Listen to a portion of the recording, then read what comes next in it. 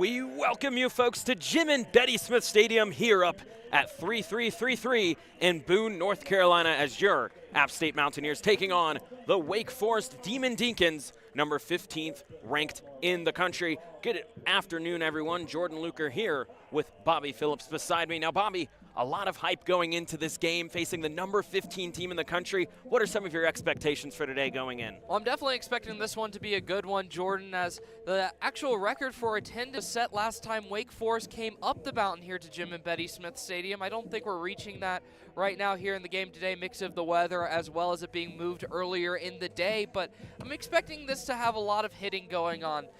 This is going to be one of those bullpen games where Wake Forest and App are going to be going deep in their bags with their pitchers, and you're probably going to see a couple more hits racked up than normal, so definitely an exciting game and probably a high-scoring one. App State coming into this game 6-5. Wake Forest coming into this game, if I can find it, 10-3. There we go. Last time these two teams played was on April 30th of last year at Wake Forest. App State lost that game 9-10, and what a lot of people still think was a questionable game, but we won't get into that one. A little bit of redemption possibly for App State today. Cal Clark, starting pitcher for App State, 15-50 overall against the Demon Deacons. These two teams, Bobby, go back to 1970 when playing each other, so a historic. I would call it a rivalry. You know, sometimes rivalries can be lopsided, but you know, when these two teams play, you always know it's going to be a hyped game. Oh, definitely. This is going to be a good one. App State and Wake play every year. One year it'll be at App, and then the next year it's always at Shelby. So they play each other pretty much every year, and they have a lot of fun. This Wake Forest team is very powerful, but they're definitely beatable, as we saw UNCG beat them about a month ago. Not necessarily a powerhouse school, but that game was also on a Tuesday against Wake Forest. So if there's any day of the week to beat the Deacons, it's this one. As I said, starting pitcher for App State, Cal Clark. Coming up first for the Demon Deeks is Merrick Houston, the shortstop. We are getting ready, folks, for first pitch. We welcome you, and we hope you enjoy the ride. Merrick Houston, the shortstop for Wake Forest, batting .420, has started all 14 games so far and has 50 at-bats for Wake Forest. Cal Clark so far 1-0 on the season, has pitched only 5 innings and allowed 3 hits as we get ready. Merrick, the right-handed batter for Wake Forest, as Cal Clark sets up for his first pitch. Sends it in. It's swung on and missed for strike number 1. A great pitch right there. Merrick Houston, just to give you another perspective on him, leads the team in RBIs with 22 on the game. Obviously can't give me RBIs if you're batting with nobody on base right now, but later in the game, App will definitely have to look out. Cal Clark with a 3.6 ERA. Merrick Houston sets up for the second pitch. 0-1. He swings on that one. It's foul. We're 0-2. And now we're seeing Cal Clark. He's getting in a pretty comfortable position early on. Now he can have a pick of whatever pitch he wants. You're ahead on the count by 2 strikes, and getting comfortable early on is key for App State. 0-2 for Cal Clark. First inning just starting here. Merrick Houston still up to bat. 0-2 count. That one's low for ball number 1. That's what I was kind of expecting. Put something a little bit outside of the zone, see if he's got a swing at it. Once again, as I mentioned, you can get pretty comfortable and decide what you want because you're so far ahead of the count.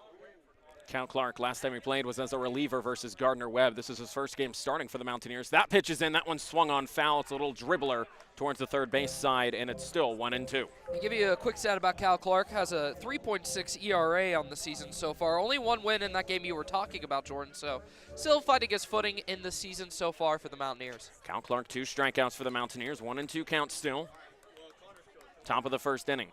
Cal Clark taking his time. Has to be aware of the pitch clock. That one swung on towards center field. On it is Xavier Lopez, and he'll make the catch. Or excuse me, that was Dylan Moquin in center field for the Mountaineers to make the first out of the game. And Moquin made some pretty athletic catches in the game against Gardner-Webb on Saturday, and there he goes once again, making the big play early on and getting it out up on the board.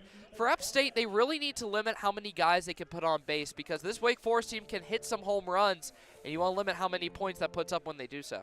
So first out is a fly ball to center field by Merrick Houston. Now coming up for the Demon Deacons, Ethan Conrad, the center fielder, the left-handed batter. Now Cal Clark faces him with 1 out. Still scoreless. That one's down the middle for strike number 1. I like that right there. Setting your dominance early on in the count. Ethan Conrad, not necessarily the best hitter on the team, hitting still impressive 3.33 on the season. 0-1 count now for Cal Clark. 333 batting average for Conrad. That one's a little bit inside for ball number 1. 1-1 count now with 1 out in the first. And here's some fans. They thought that might be a strike on that call. They won't get it there. A great showing here for the Mountaineers. This game was originally scheduled for 6 p.m. but got moved up to 3 p.m. due to weather. We'll keep you updated on that. 1-1 count. That one swung on for strike number 2. Foul. 1-2 count now. And Cal Clark looks really comfortable there up on that mound early on, Jordan. I really like the confidence he has because, as I mentioned, that confidence is what's going to propel you for the win. Cal Clark, the transfer from UNC Charlotte, originally wasn't a pitcher. He sends in for the 1-2. That one's low for ball number 2. Count now even at 2. 2-2 count with 1 out. Cal Clark played in 20 games for UNC Charlotte, mostly hitting. Played in 2 games for Gaston College before that. Sets up for the 2-2, facing Ethan Conrad, the lefty. Sets up for the pitch. That one is high for ball number 3. The count is full, and the fans are going to express their displeasure about that one. That one was a little bit borderline, Jordan. I think you could have called it either way. Obviously, the umpire has a better view of it than we did, but now, big pitch coming up for the Mountaineers. Full count with 1 out for Cal Clark, facing the second batter in Ethan Conrad. 3-2, sends in the pitch. That one swung on foul, and Conrad stays alive. You can feel the tension building on this at-bat. As I was mentioning, Cal Clark was really getting comfortable on that mound. I think how this at-bat ends will really dictate how he feels for the rest of the inning and possibly the rest of the game, because you want to get comfortable in that rhythm, and if you're able to get it out, that's a great way to do so. Good old righty versus lefty matchup as Cal Clark sets up for another 3-2 count pitch. It's skinned and swung on again, and Conrad able to stay alive. You said it, George, just stayed alive there at bat. He doesn't want to go away. Conrad has a .475 on-base percentage so far, 48 at-bats, 16 hits. Has put in 18 RBIs and has walked 12 times, but has struck out 8. Cal Clark sets up once again for the full count, still 1 out on the top of the first. That one swung on towards first base, and it's going to be called foul by the first base umpire. And the amount of pitches he's got to see today won't stop here in the first inning. He just can't get away from that at-bat. Juan Correa was on that one, however, the ball was called foul well before it got to him. And now Cal Clark sets up again for the pitch. Still 1 out on the top of the first, still scoreless. And now, a little bit of batter taking his time there. Conrad just kind of walking around. He is taking a sweet time there Putting outside the gloves the box. on, setting up the helmet. Looks like classic MLB before the pitch clock. Remember, the batter still also has to get in the box before a certain amount of time, and now Conrad finally sets back up in the left side of the batter's box. Braxton Church, the catcher for Appalachian State today. Cal Clark sets up once again for the 3-2. Swung on towards first base, and that one's foul. So over under 15 pitches at bat here, Jordan. What are we predicting by the end of it? I mean, he's got to get him eventually, or Conrad's going to make contact with it. We'll have to see which one comes first as Cal Clark sets up again. What? Taking their time on these pitches as well, Bobby. Usually pretty fast-paced pitching from Cal Clark. However, he's going to set up again for the 3-2. That one is inside for ball number 4, and Ethan Conrad will walk. And that is heartbreaking right there for Cal Clark. You pitched a really good game so far, and you still are. There's definitely ahead on the count. But right there, you're at bat for so long. You want to win that battle. You want to get that momentum, especially as the underdog in this game. Just fortunately give up a walk, but you got to lock back in and get this thing rolling. And that'll bring in Jack Winney now for Wake Forest. Coming in, the right fielder. He bats righty. Cal Clark throwing right. 1 out still. Now on first is Conrad. Conrad takes a little lead. Cal Clark pays a little glance to him, sends the pitch in, and it's outside for ball number 1.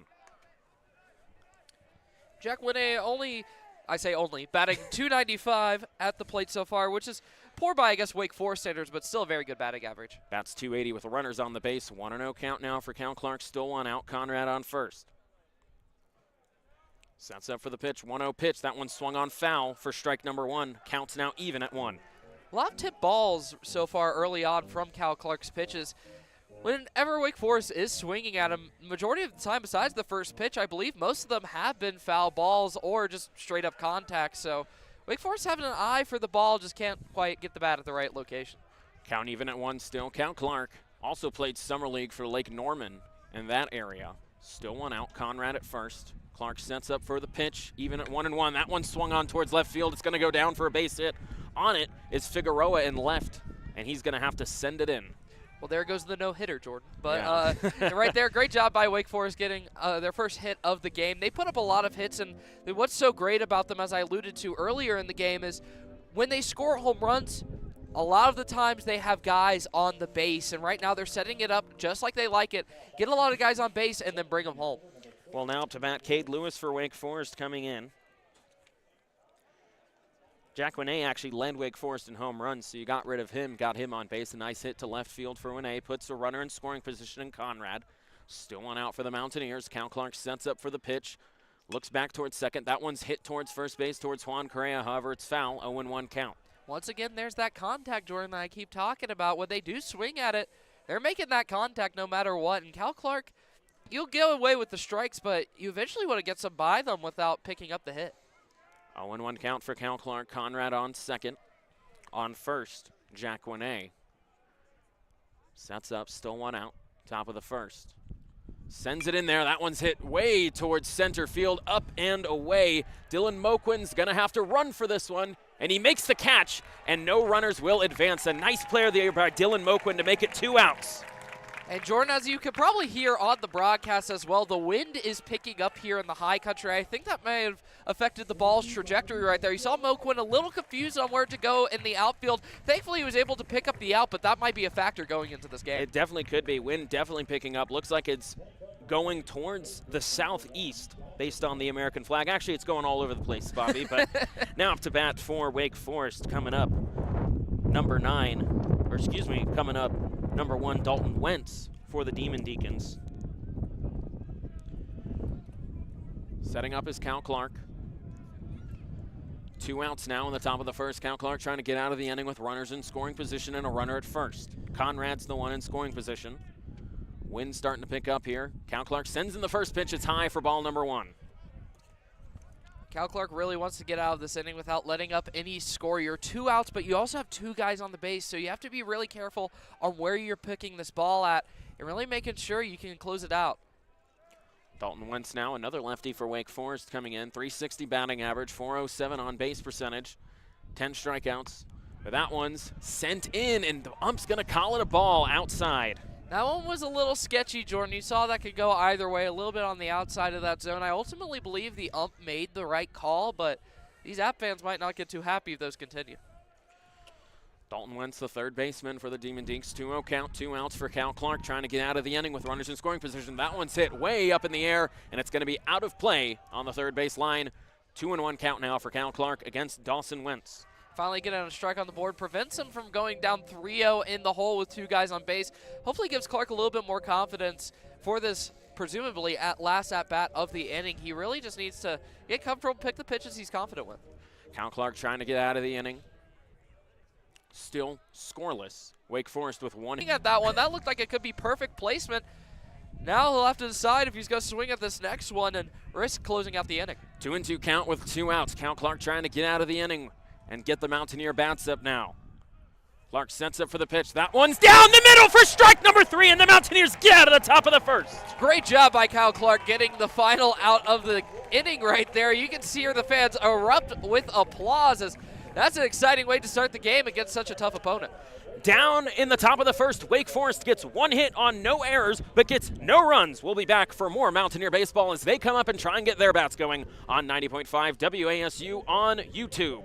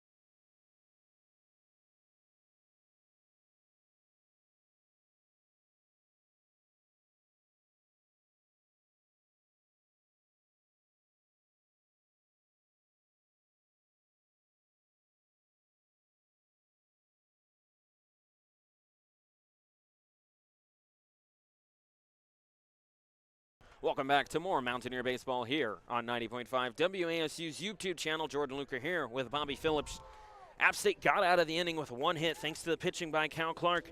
But now, however, Bobby, they face one of the best pitchers in the country for a freshman. Chris Lavanis was chosen 67th in the MLB draft by the Milwaukee Brewers, decided to come to college instead of going to the show immediately, and now takes his talents to Wake Forest in his NCAA debut facing the App State Mountaineers. What do you think the Bats have to do to counter someone with a lot of expectations around him? #1 pitching prospect in New Jersey, Bobby. It's definitely going to be a tough at-bat. Seeing him warm up right now, he is throwing some heat across the plate as he sends another one.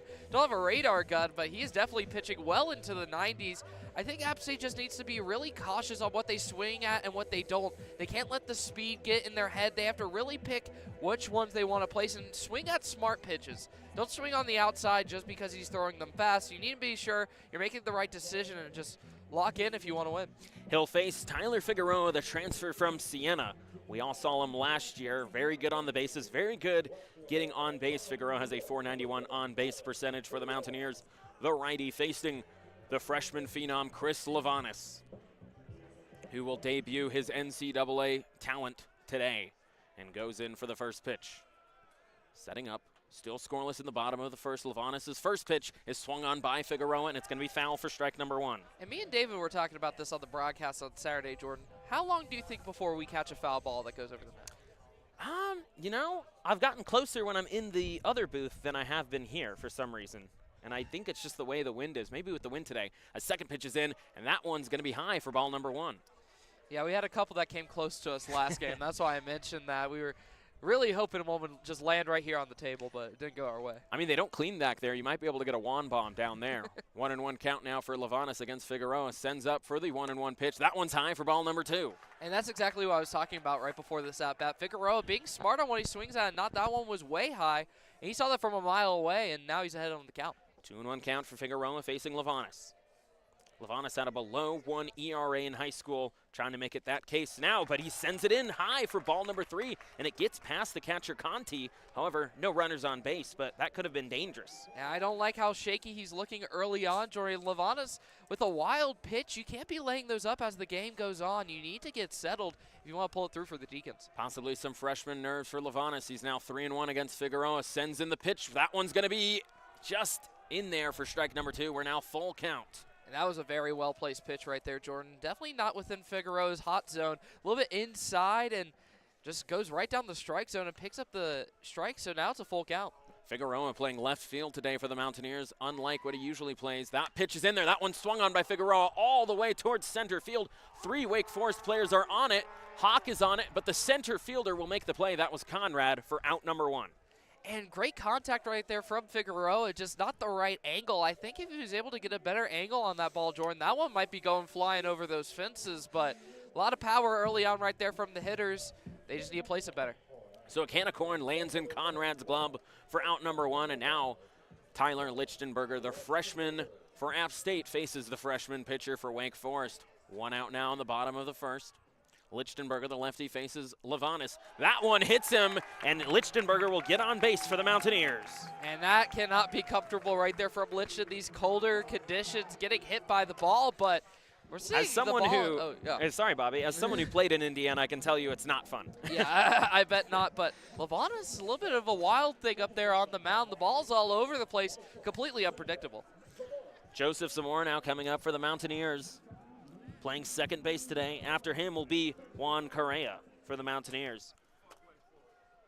Lichtenberger now on first after a hit by pitch. Still 1 out in the bottom of the first. Zamora, the lefty, also setting up against Lavanis.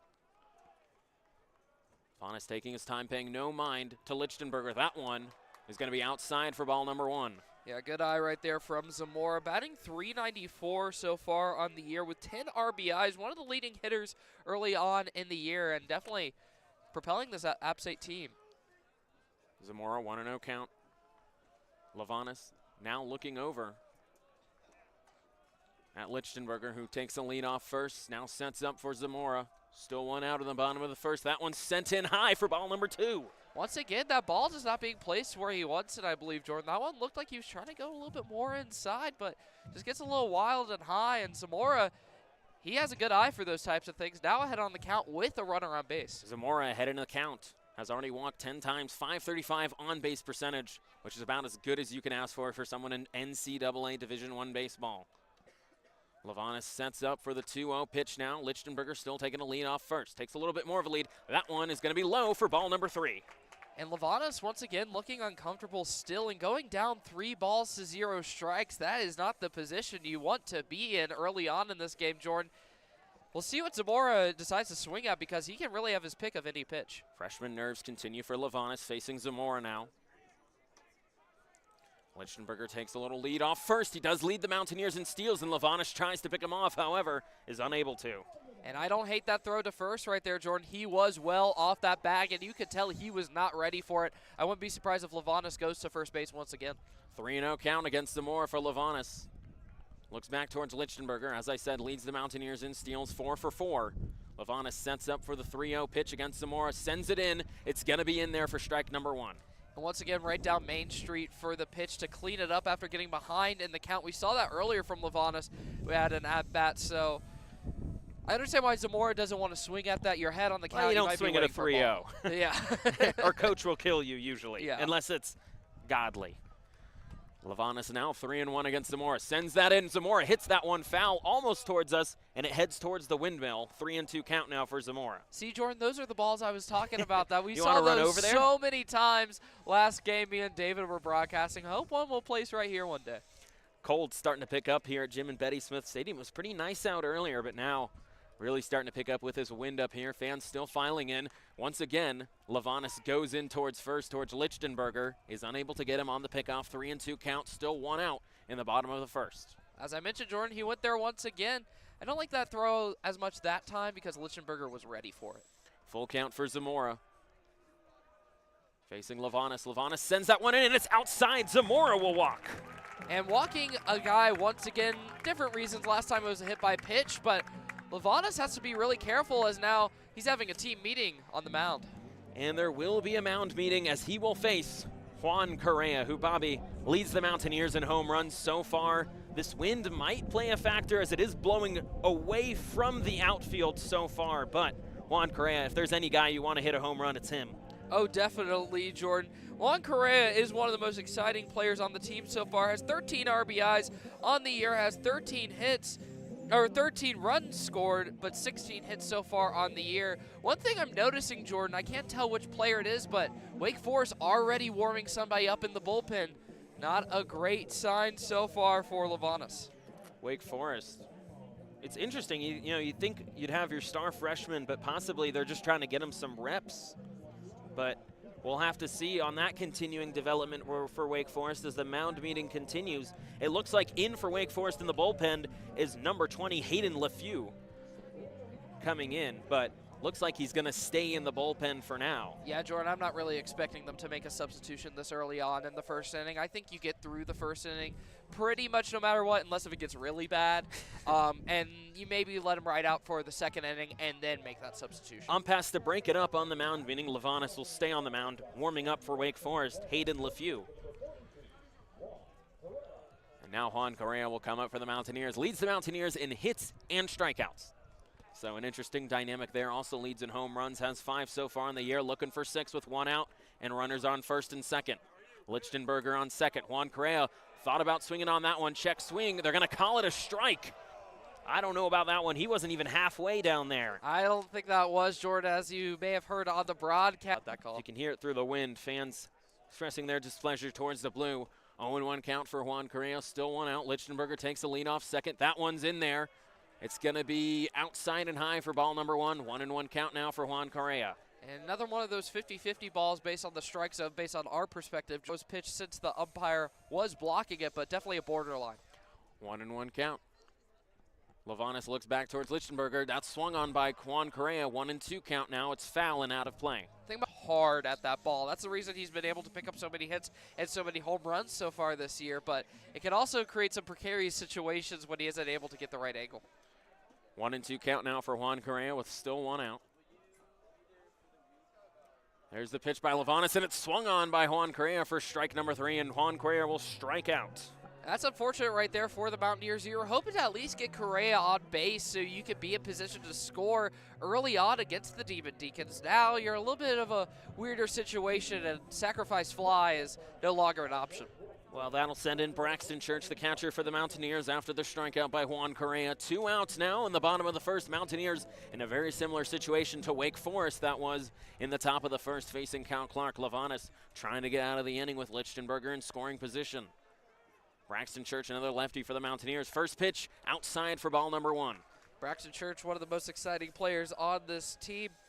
The senior, batting .273 from the plate, has 7 RBIs on the year, but not quite got a home run so far this season. 1-1 count for Braxton Church. He does lead the Mountaineers in doubles. 2 outs now.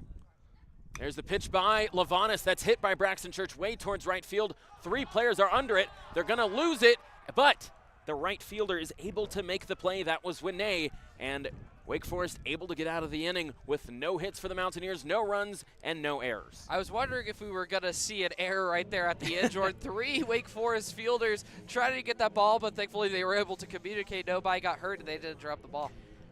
That'll do it for the bottom of the first. We are scoreless still with 1 hit for Wake Forest, no hits for the Mountaineers, no errors for either teams. When we come back for the second and third inning, Bobby Phillips will take over on play-by-play. This has been WASU on 90.5 WASU YouTube.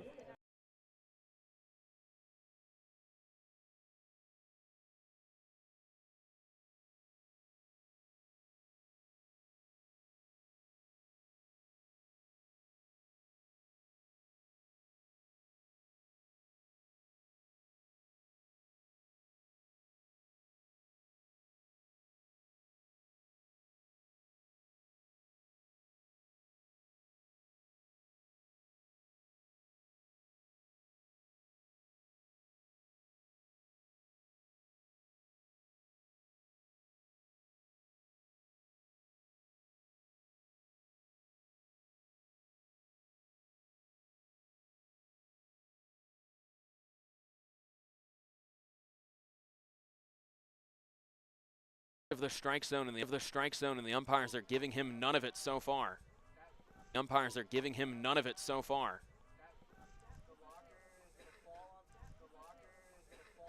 Next pitch for Clark is hit to left field, and that one will get down, and Hawk will start running the bases. He'll round around first. He'll go towards second, and he will stay as Austin Hawk getting the first hit of the inning for Wake Forest and putting himself on second. Yeah, Austin Hawk with a perfectly positioned ball there, Bobby, and it really just went down fast. Left fielder Figueroa was unable to even come up on it at all. Now up to bat for the Demon Deacons, number 51, Ryan Persano.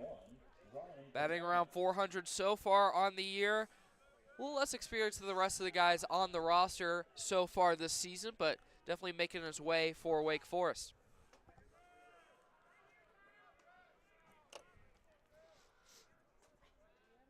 Pitch on the way from Clark, and that one is low once again for ball 1. And Cal Clark still throwing those low balls there, Bombi, trying to work the strike zone, see how low he can get it there.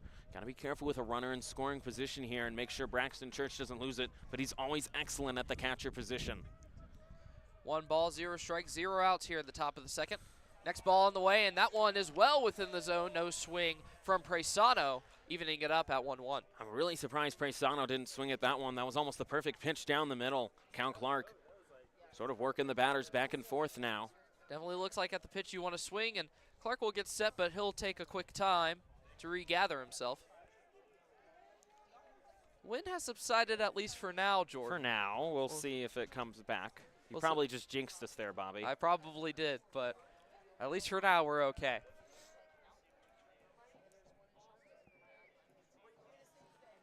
Pitch on the way, swung on, knocked up high towards the right side, but that one will go foul. We'll see if Correa is able to field it, and he will to get the first out of the inning. Yeah, nice A there by Juan Correa, able to get the out. Remaining on second is Hawk. And Cal Clark, once again, Bobby, being put in these situations for the Mountaineers where he has to try and get out of the inning. We saw it in Gardner-Webb in the game I was broadcasting with Will. He had the bases loaded at one point and came in for the Mountaineers, able to get out of the inning with no score, and that's what ended up giving the Mountaineers the win. Definitely will be important to bend but not break in this game as number 8, Matt Conti, up to bat for Wake Forest. We'll see if he's able to bring Hawk home, who's still sitting out there on second base from the first hit this inning. Clark will set up. Looks back to second base. Seems tempted. He'll throw it back there, but Hawk able to get back and safe in time. Definitely keeping his eye on getting the runner out on second. Yeah, this has been a sort of back and forth on the pickoffs here, Bobby. Both teams not afraid to steal the base, the Mountaineers and the Demon Deacons. Pitch on the way from Clark. That one will be low. Once again, seems to be the trend of the first pitch this inning, as that'll be 1-0 with one out on the board.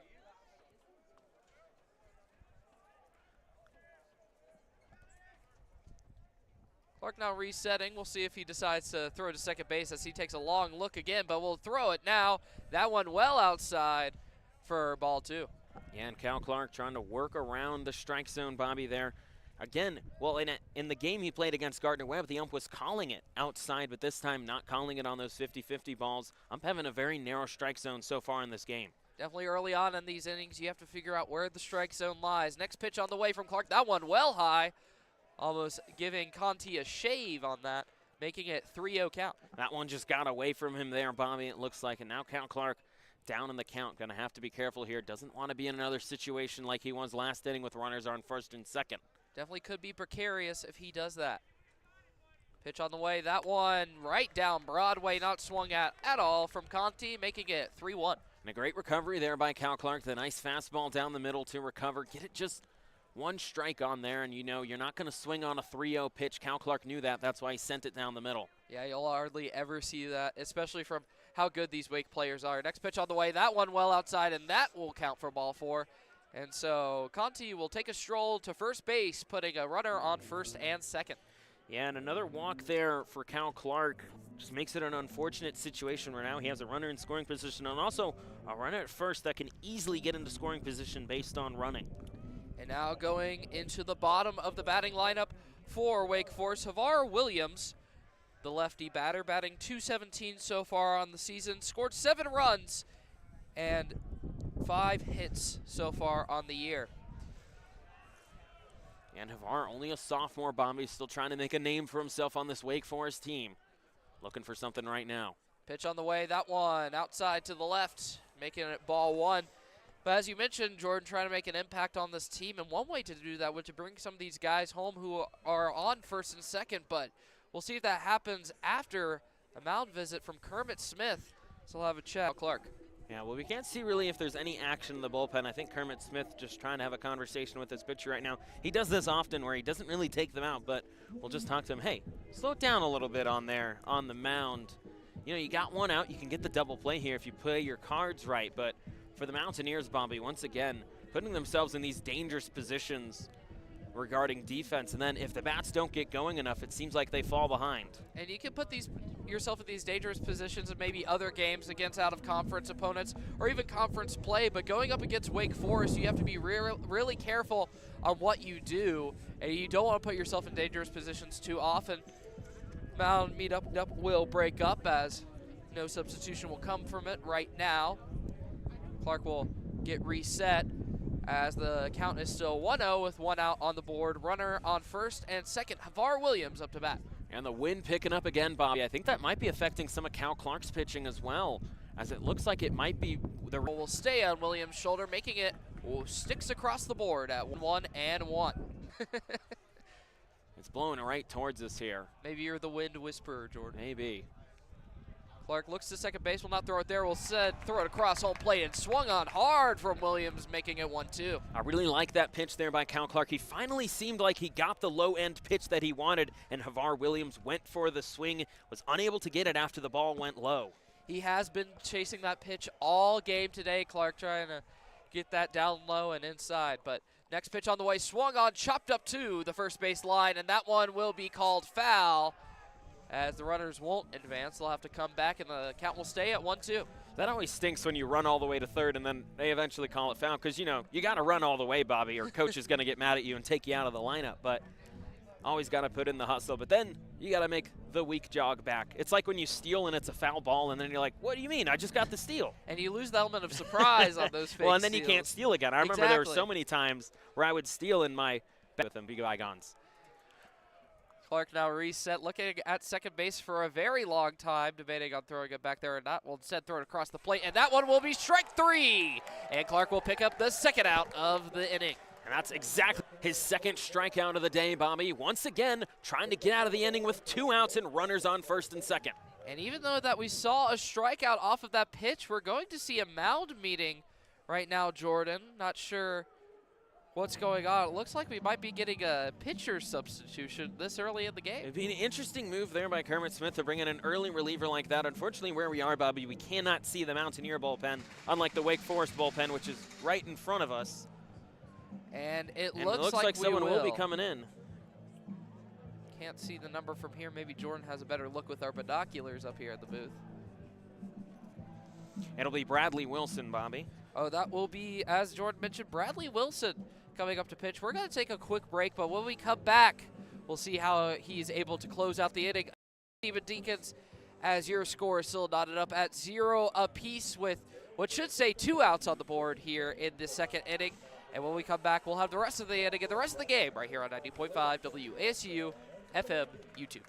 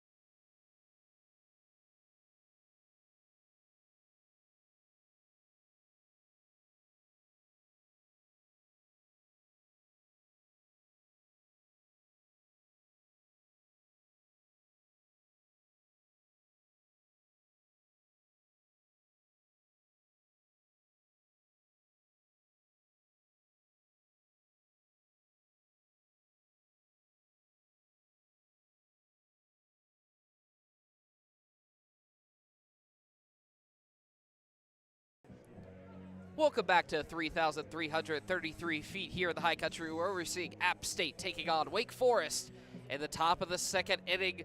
Still 0-0 on the scoreboard, 2 outs, but a substitution comes in for Bradley Wilson as he'll replace Cal Clark in the pitching lineup. Jordan, what do you have on Bradley Wilson? Well, Bobby, I want to just give you props. You mentioned it earlier, how this would be a bullpen game, and it's already turning out to be a bullpen game. We have a Wake Forest pitcher already in the bullpen replacing Lavanis, and already Cal Clark has been replaced by Bradley Wilson, a great reliever for the Mountaineers so far. 2.79 ERA, 1-0 on the year, and 9.2 innings pitched as he'll face the top of the lineup for the Demon Deeks. As Jordan mentioned, back to the top of the batting lineup for Wake Forest. Merrick Houston up to bat. Still a runner on first and second. First pitch on the way from Wilson. That will be called for a ball. I'm not too sure about that one, Jordan. That looked like a strike to me. However, we are up here in the booth getting the high view versus the umpire who's right behind catcher Braxton Church. Next pitch on the way from Wilson. That one will be low and in the turf, not the dirt. I almost said the dirt right there. But we're on turf field here in App State. So counts 2-0, 2 outs still on the board, and 2 runners. Next pitch on the way. That one well outside, making it ball 3, and Wilson's found himself inside the hole. Yeah, and maybe this cold weather has something to do with it, Bobby. Pitchers not looking good early. We saw it with Lavanis, but he finally got himself locked in a little bit. Saw it with Cal Clark early as well, and Bradley Wilson having a similar problem. Trouble warming up in the... So far has 18 RBIs on the year. Wake Forest is really good at getting those guys on base and bringing them home, and this is one of the leaders to do that. And 6 doubles on the year. First pitch on the way. That one a little low, and it'll be called for ball 1. Yeah, once again, Bobby, umpires not calling these low pitches. Even for Bradley Wilson, was not calling them for Lavanis either. So going both ways, umpires not calling the low ball. Next pitch on the way from Wilson. That one swung on hard, making it 1-1. That was a nice changeup pitch there from Bradley Wilson. Got Conrad swinging and able to even up the count. And it looks like Braxton Church might be a little shaken up, so umpire will give him a little bit of time to recollect himself. I believe the ball, Bobby, there hit him in his chest a little bit and, knocked the air out of him. I mean, obviously he has the chest pads on as the catcher, but, you know, you still get the air knocked out of you in those situations. Still not a very comfortable situation no matter who you are. So Wilson with the pitch on the way. That one thought about swinging, but that'll be strike 2 as it's in the zone. That was a beautiful pitch there by Bradley Wilson. That's exactly the reason Kermit Smith brought him in, trying to get out of this inning. And he's in a perfect situation right now, Bobby, but has to be careful with bases loaded not to give Conrad the swing. Pitch on the way from Wilson. That one low, making it 2s across the board in the top of the second inning. As now Wilson's still ahead in the count as it's 2-2, but as you mentioned, Jordan, have to be really careful with all these runners on base. Yeah, that one got away from him, and now Wilson has to be careful of not letting him get a swing in. Pitch on the way. That one looked like it was going to be strike 3. Looked well inside the zone, but the umpire won't call it. Filling up the count at 3-2 and putting the pressure on Wilson. That might have been the most down the middle call. And, you know, you could disagree with the others. Pitch on the way. That one swung on hard, and it will be the 3rd out of the inning. And so Bradley Wilson putting away the Demon Deeks with the bases loaded here in the high country. Sweet redemption there for Bradley Wilson after the missed call, in my opinion, by the umpire. But able to get out of the inning, Bobby, with bases loaded, and we remain scoreless. Definitely was a clutch play by the relief pitcher. So we're going to see how App State responds here in the second inning after this quick break right here on 90.5 WASU YouTube.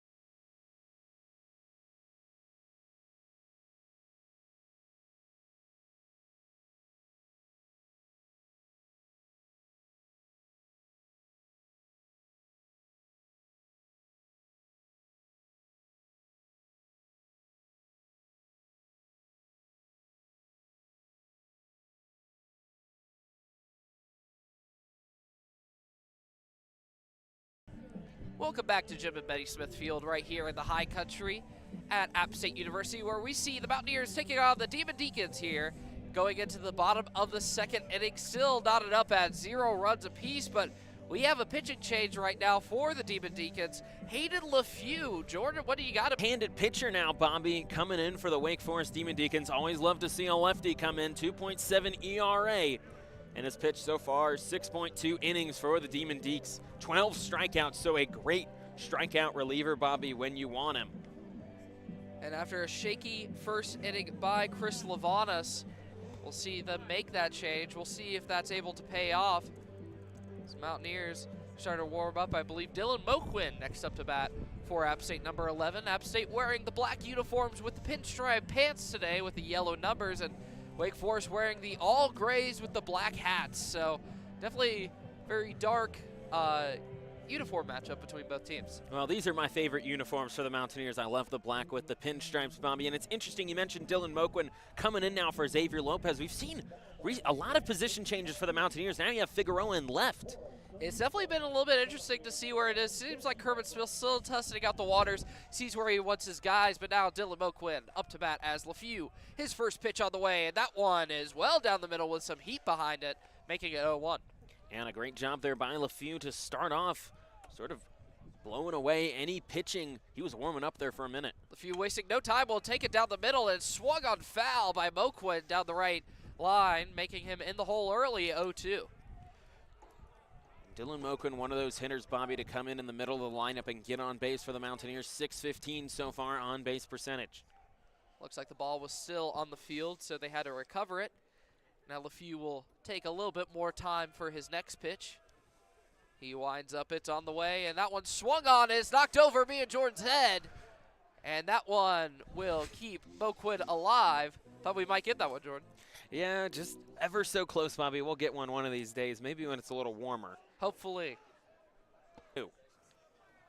See if Moquin's able to come back after being down in the count. Pitch on the way from Moquin, swung, chopped up high to the right side to the first base, and he'll be tagged out. Tagging him out there on first base, Ryan Presano, as I'll get the first out of the inning. Yeah, and that was a good play there by Presano. Sometimes hard, Bobby, when have this turf field instead of the clay. It sort of bounces up more than you'd expect. I mean, I played in the grass. The balls would just die. It does make some plays pretty interesting, Jordan, as it feels like they're on a trampoline park sometimes.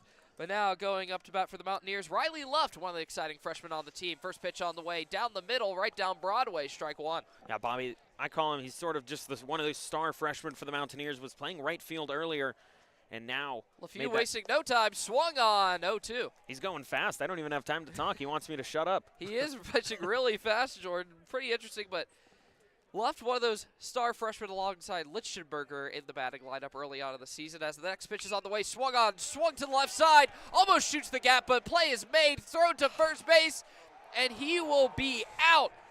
Number 7 for the Demon Deacons, Merrick Houston making the play and getting him out at first. Yeah, it was a really good play there by Merrick Houston. I thought Riley Luft was going to outpace him at first, but was able to get the play, and that was the right call there. Riley Luft unable to beat out the throw there by Houston. So now after that unfortunate play for App State, Tanner McCammon up to bat for here. His first pitch on the way, and that one is high and away for ball one.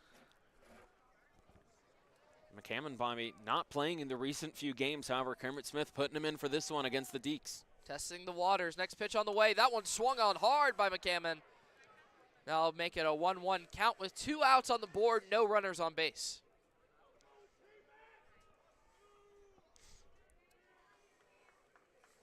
Pitch on the way. Once again, that one swung on, back-to-back pitch. 1-2 on the count. Now McCammon behind.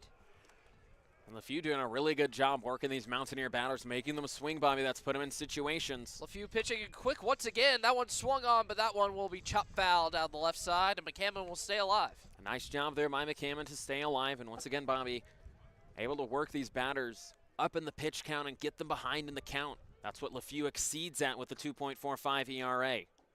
His pitch on the way, that one as well in a way, putting 2s across the board with balls, strikes, and outs. But LeFew pitching at a turbo speed. That was probably his first pitch, Bobby, on the outside there that wasn't really in the zone at all. His next pitch on the way, swung on once again down the left side, and that one will stay fair, so McCammon will make his way to, no, they're going to call it foul. Oh, it looked like it was staying fair. I misread the direction of the umpire. And the fans thought so too. That one was definitely borderline on the line, we'll say that, so McCammon will have to make his way And here comes Kermit back. Smith out to argue. Oh, no, it looks like he's just... No, it looks like he's just handing him the ball. Well, wouldn't be beside him not to argue, but stays off it for now. It's only the second inning, Bobby. Yep, you don't want to get ejected this early on against such a tough opponent. So now we'll see McCammon reset at a 2-2 count with 2 outs on the board. LeFew's pitch on the way. That one swung on hard, but it'll be foul once again towards the tree line. So McCammon just staying alive out there, Jordan. Well, the wind might have played a role in that one, Bobby. If it was a little less windy, I could definitely see that one being a line drive down to right field towards Winnie. Wind definitely a factor in the game today as LeFew pitches once again. That one high, filling up the count 3-2. Nice job here by McCammon to stay alive. He has a chance to get on base after being down in the count, Bobby, 1-2. Definitely a great way to come back in this. He'll get on base however he can, whether it's a walk or a hit, but he will not as he swings hard, and that'll be the final out of the inning. Yeah, nice 3 up, 3 down there for LeFew, Bobby. Got the 1 strikeout, and the Mountaineer bats still remaining quiet. LeFew definitely taking no time at all to throw his pitches and put the Mountaineers away here in the bottom of the second, but we'll take a quick break. When we come back, we'll have the 3rd inning right here on 90.5 WASU YouTube.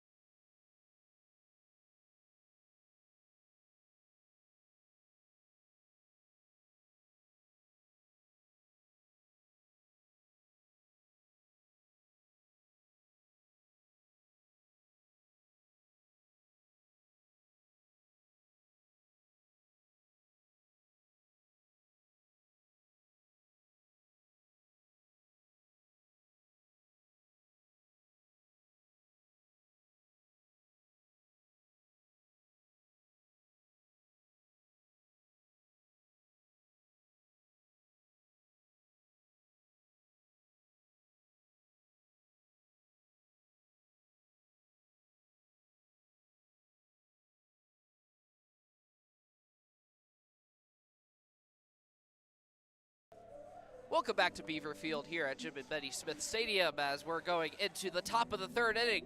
We're still knotted up at 0 runs apiece as App State's taking on Wake Forest. I'm Bobby Phillips, joined here in the booth today by Jordan Luker. Jack Winay up to bat now for the Demon Deacons. We'll see how he's able to do against Bradley Wilson, who was able to close out the inning against Wake Forest in the top of the second. And that's exactly the kind of pitching you want from Bradley Wilson. We'll have to see if he continues to be able to use that momentum against the Deeks. Winay last time out was able to get on first base for the Demon Deeks as his first pitch is on the way and right down the middle for strike one. Nice first pitch there by Bradley Wilson. Starting to get in a groove here, Bobby, it looks like. Trying to keep the Demon Deeks down. They only have 2 hits, but Mountaineers been able to keep them from scoring so far. Next pitch on the way, check swing. That one will be called for strike 2, putting him behind in the count 0-2. That was a beautifully placed pitch there by Bradley Wilson on the outside, getting in Winay's head and made him think about swinging.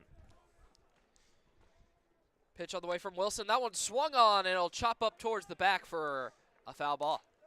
Yeah, Winay wanted that one, unable to get on it that time. And now Bradley Wilson still up in the count, Bobby, 0-2.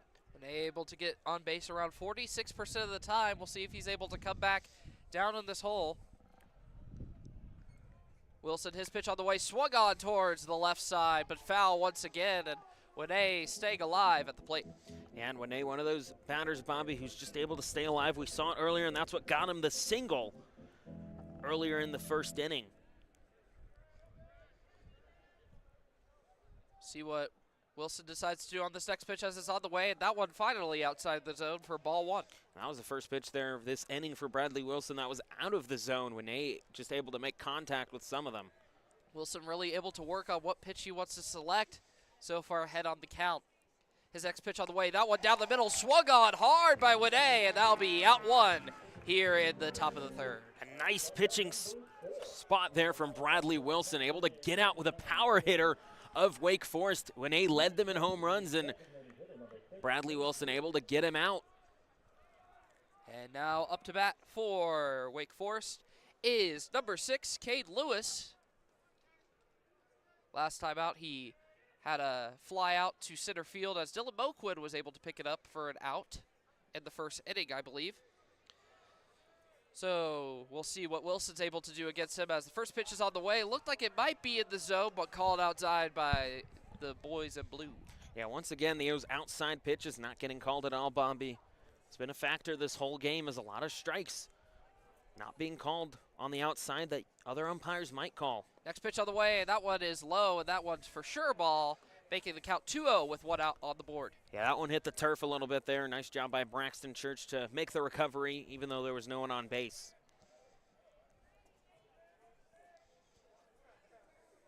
Wilson taking his time on the mound will now wind up and throw it on the way. That one will finally be called for a strike.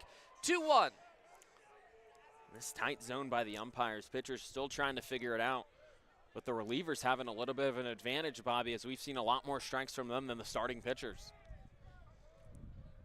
Wilson going back up for the pitch. He'll send it on the way. My apologies, folks, as that one is fouled towards the left side for a foul ball, evening up at 2 balls and 2 strikes. That was a hard hit ball there by Cade Lewis. But once again, Bobby, wind playing a little bit of a role in the hitting here, as a lot of balls that might have been fair if it was a clear day come foul from the wind. Wind definitely a factor in this game, but also the temperatures, Jordan. I think with that wind picking up, with the cold temperatures and the possible storm, these players have to keep warm somehow. Next pitch on the way, that's one swung on towards the second base. That one thrown to first, and Gray is able to pick it up for out 2 here in the inning. And a nice job there by Joseph Zamora. Bobby had to back up a little bit to get that bouncing ball into the turf, but able to make the out. And Bradley Wilson making quick work of the middle of this Demon Deeks lineup. So Wilson trying to keep up the shutout here in the top of the third inning, as we will see Dalton Wentz go back up to bat, the freshman from Wake Forest. Last time for Wentz, he was struck out at base, so we'll see if he's able to change that up with the new pitcher.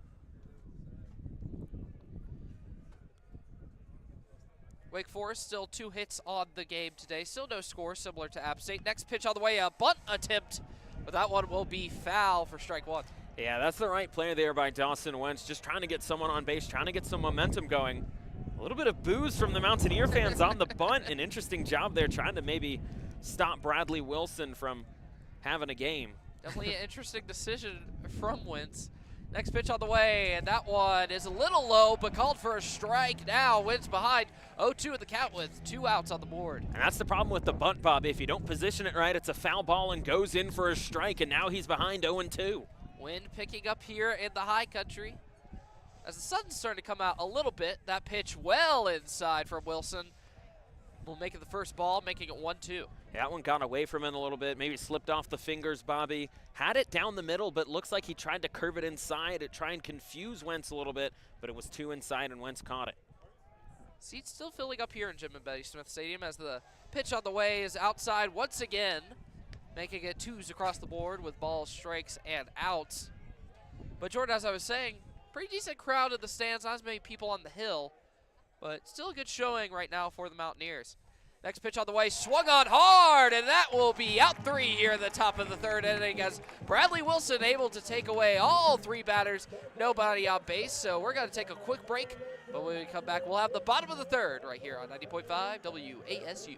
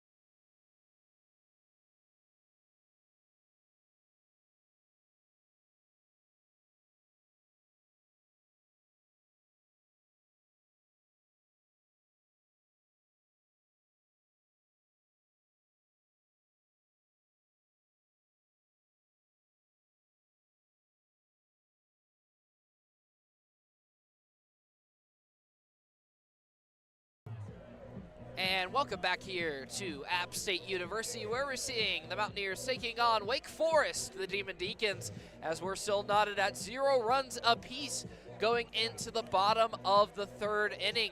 Bradley Wilson able to shut out the Deacons at the top of the 3rd inning as we're starting to get some sunshine here on Beaver Field. Graham Smiley up to bat now for the Mountaineers as we're going towards the bottom of the batting lineup for them.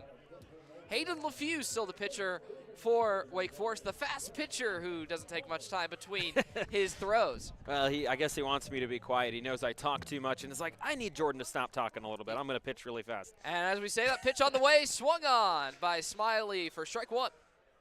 And Graham Smiley, it's interesting, Bobby. Mountaineers have the designated hitter position in the 9th hole. You usually have that saved for 4 or 5, but a little bit interesting moves by Kermit Smith. Next pitch on the way, that one is a little inside, dropped by the catcher, but it'll be picked up for strike 2. 0-2 on the count for Smiley.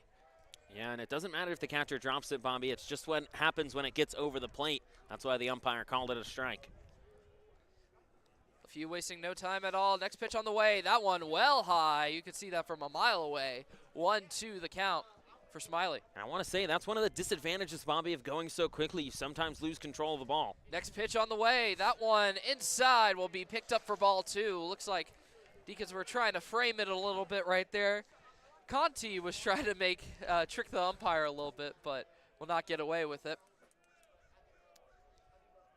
Few taking a little bit more time than usual. Now his pitch on the way high once again, and where he was ahead 0-2 on the count. Now we'll make it full 3-2. Yeah, and props to Graham Smiley. Great eyes so far on the ball, able to keep intact. Few now considering his pitch as he'll send it on the way, and that one high once again, and Smiley with a big grin will take his walk to first base. And the designated hitter walking there, but you get on base, and now you get back up to the top of the order where your hitters are, Bobby. Definitely now good to have guys you can bring back home as Tyler Figueroa back out there for the Mountaineers.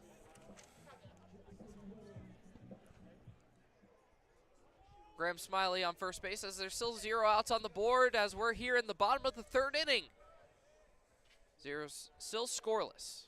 Next pitch on the way, that one low from LeFew, 1-0. Yeah, and starting to lose a little bit of control by LeFew. Bobby was having those great strikes, but the fast pitching starting to get away from him. We'll see if he's able to regain some of this control here in the 3rd inning as next is on the way. Figueroa tried to go for the bunt, but it'll go low, but will be called for the strike. And now Figueroa in an interesting position here, Bobby. Tried for the sacrifice bunt there to try and get Graham Smiley onto second. However, it failed. Do you try for the bunt again? We'll see what Figueroa decides to do as LeFew looks at first, but will not throw it there.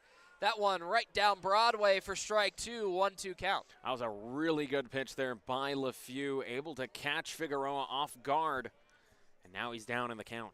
Typically you would see an off-speed pitch right there, but instead we'll throw some heat behind as the next pitch is on the way, and that one will be high, evening the count at 2 apiece. Yeah, he went for the heat again, that time a little too high. Bobby Figueroa saw right through it, staying alive in the count. Few will look towards first, will decide not to throw it there, sends it home as that one swung on hard, deep to center field, and it will be caught by the left fielder. Havar Williams making the play right there. I thought that one might be gone, Jordan. It certainly looked like it. I mean, Tyler that's about Figueroa, as close as you can get. Yeah, nice hit there by Tyler Figueroa. That looked like it was going to go out of the stadium, and Tyler Figueroa would have gotten his 3rd home run if Havar Williams wasn't right under it by the fence. But a nice effort there by Figueroa, but he unfortunately causes the first out. I believe all the fans were expecting that one to go out as well, as Tyler Lichtenberger up to bat now for the Mountaineers for the 2nd time. He's able to get on second base after getting hit by a pitch last time, but that one will not hit him, instead go down the strike zone for strike 1. And Figueroa right now, Bobby, leads the Mountaineers in batting average. Doesn't get a lot of your big hits, but will get you a hit that advances the runners usually. Mountaineers still yet to get a hit this game. As next pitch is on the way from LeFew. That one a little high, and that'll be called for ball 1. Well, the good thing about the umps, Bobby, they have been consistent throughout the game with the strike zone. They haven't been favoring either team so far, so at least you get that consistency from the umpires with their tight strike zones, however, that pitchers have had to work all game. Few's pitch is now on the way. Looked like pretty similar placement, but that one will be called for strike 2, making it a 1-2 count. That one was a little lower. Maybe some framing there by Conti helped a little bit with the umpire's call. Whatever the reason may be, Lichtenberger now have to deal behind in the count. One runner on first, Graham Smiley. Next pitch on the way, that one low and in the dirt, 2-2. And I saw on the pitch there, Bobby, LeFew, his arm just flicked a little too hard on that one, and that's what caused the outside ball there. Mistake right there from the pitcher. We'll see if Lichtenberger is able to come back here in the count. One out on the board. Next pitch on the way. That one swung, and that will go towards left field, but foul. However, Jordan, if that one was fair, that might go out of the ballpark. A few times now, Bobby, where we've seen a lot of big hits for the Mountaineers just either go foul or just didn't have enough distance on them, like with the Figueroa out last time. 2-2 still the count, one out on the board. Graham Smiley on first, Tyler Lichtenberger at bat. Next one on the way, and he'll keep the barrel on the shoulder, and that'll be the right move, as that'll be ball 3. Great poise there by Lichtenberger, the freshman. He's hitting out there like a junior, Bobby. That's why he leads the Mountaineers in batting average. Definitely a big impact player for the Mountaineers. They're trying to get something going here in the bottom of the 3rd. Pitch on the way from LeFew, and that will hit Lichtenberger, and he'll waltz on over to first base, as Lichtenberger's 2nd time hit by a pitch this game, but by different pitchers. Well, he's a lefty, Bobby, and lefties a lot of the times will get, unfortunately, the brunt of the force sometimes. I know that from experience. I think I still have some bruises from my Little League days.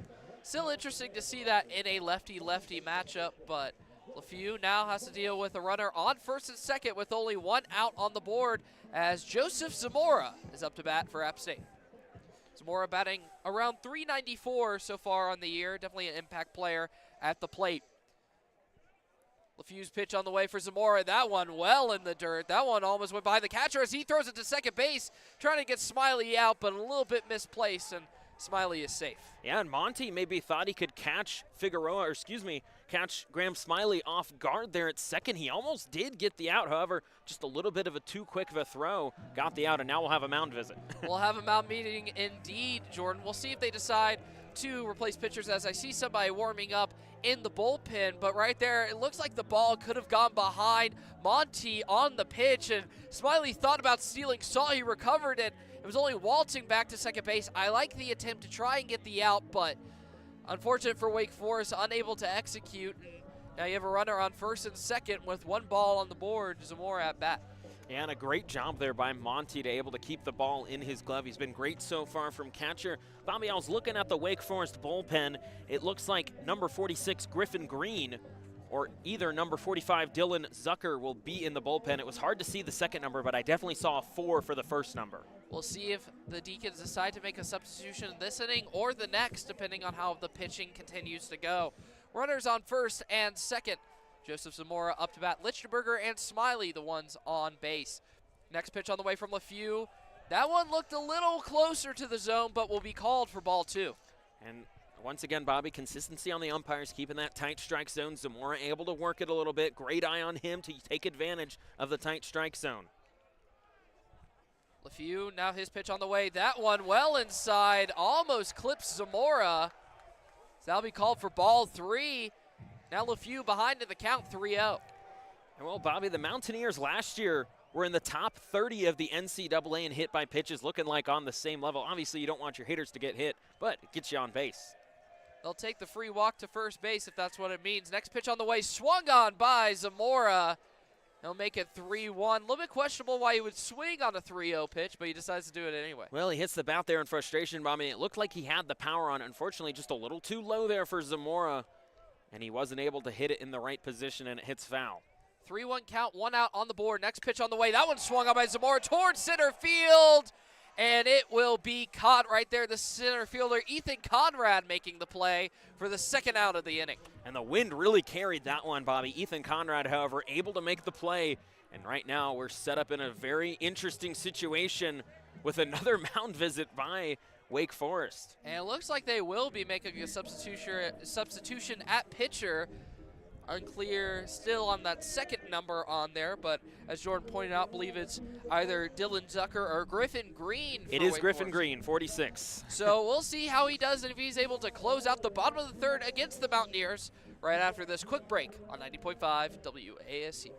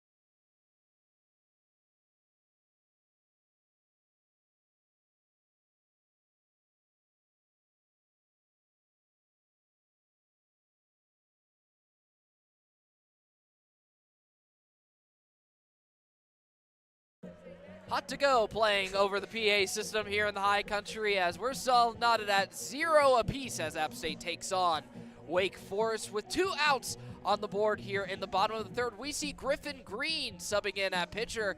Jordan, what do you got about him? Well, Griffin Green trying to make it hot to go with some hot pitches, Bobby, trying to get out of the inning with 2 outs, 1.5 ERA, but only 6 innings pitched so far. Has allowed 5 hits, though, so allowing about a hit an inning for the Wake Forest is he's taken all the time he needs to warm up. Didn't really get a lot of time, as he was sort of a shock to see him in the bullpen, but one of these bullpen games, Bobby, on a Tuesday evening.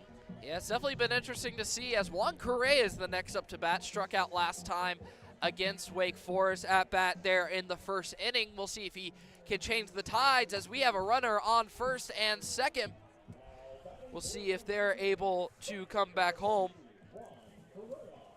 Juan Correa and now going up to bat, as I believe Graham Smiley and Tyler Lichtenberger, the ones on base on first and second. Yeah, and Lichtenberger's a runner, so if Correa puts him in the right position, you could see Pitch on the way Lichtenberger. for Correa and inside for ball one. Again, just the quick pitches, Bobby, for all Interrupted these you. Wake Forest pitchers. I'm sorry for interrupting you. You're all good, as it's 1-0 count, 2 outs on the board.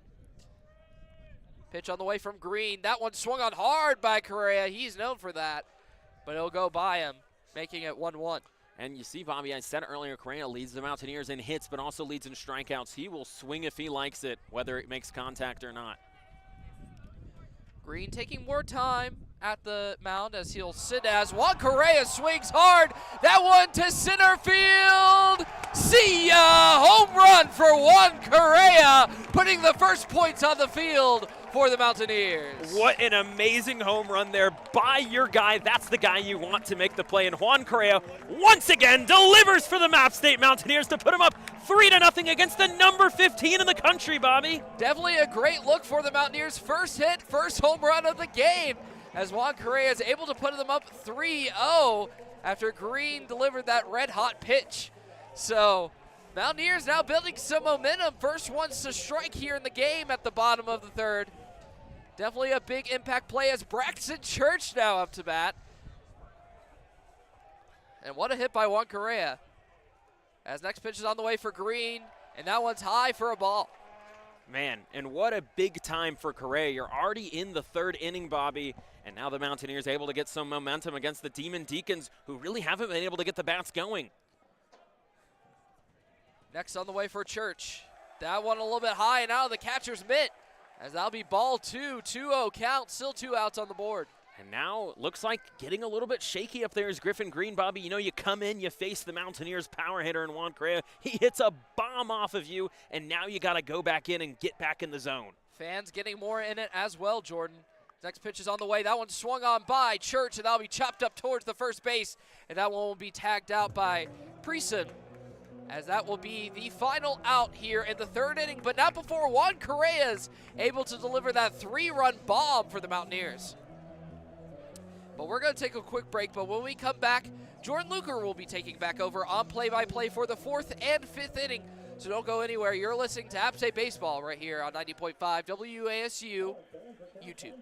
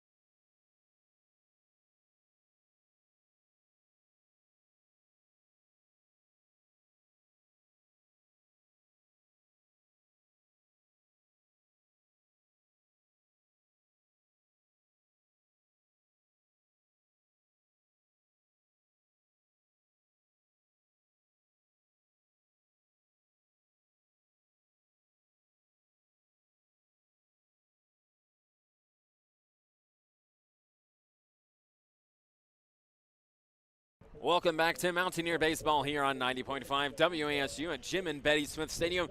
Pitching change for the Mountaineers. Zach Lewis, the transfer from Wake Forest. Bobby, a little bit of a story there with him and App State. What do you got on him?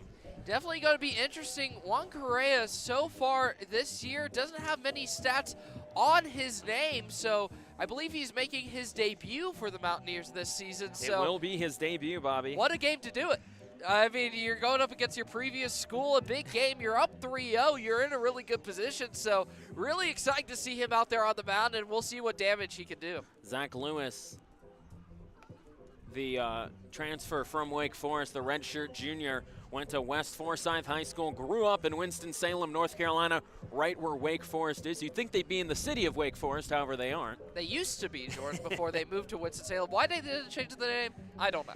I don't know. You got to keep the name, I guess, keep the brand. But besides that, up for Wake Forest now, coming up, number 8, Matt Conti.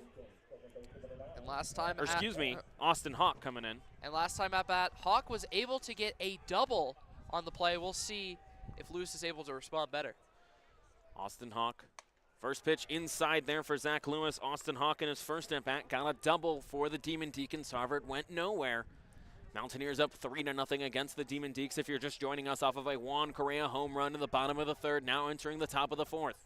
Zach Lewis setting up for his second pitch, 1-0 count with no outs. Facing Austin Hawk, that one high and inside for ball number 2. That one dangerously close to hitting the batter right there. Lewis has to be a little bit more careful where he places his pitches. Gave him a little bit of shave on his mustache. 2-0 count now for Zach Lewis facing Austin Hawk. Austin Hawk, .412 batting average so far, 5 strikeouts against him. That one's high for ball number 3. And Lewis needs to breathe out there. I believe he's a little bit jumpy, a little bit nervous. First pitching out there for the Mountaineers this season. Going up against your previous school, he needs to breathe, put it in the zone, puts it where he wants it, and just get better pitches across the plate. Nerves once again for starting pitchers in this frigid weather. Lewis sends it in for strike number 1 against Austin Hawk. Now 3-1 is the count. But Lewis going to have to continue to throw pitches like that if he wants to stay with Austin Hawk.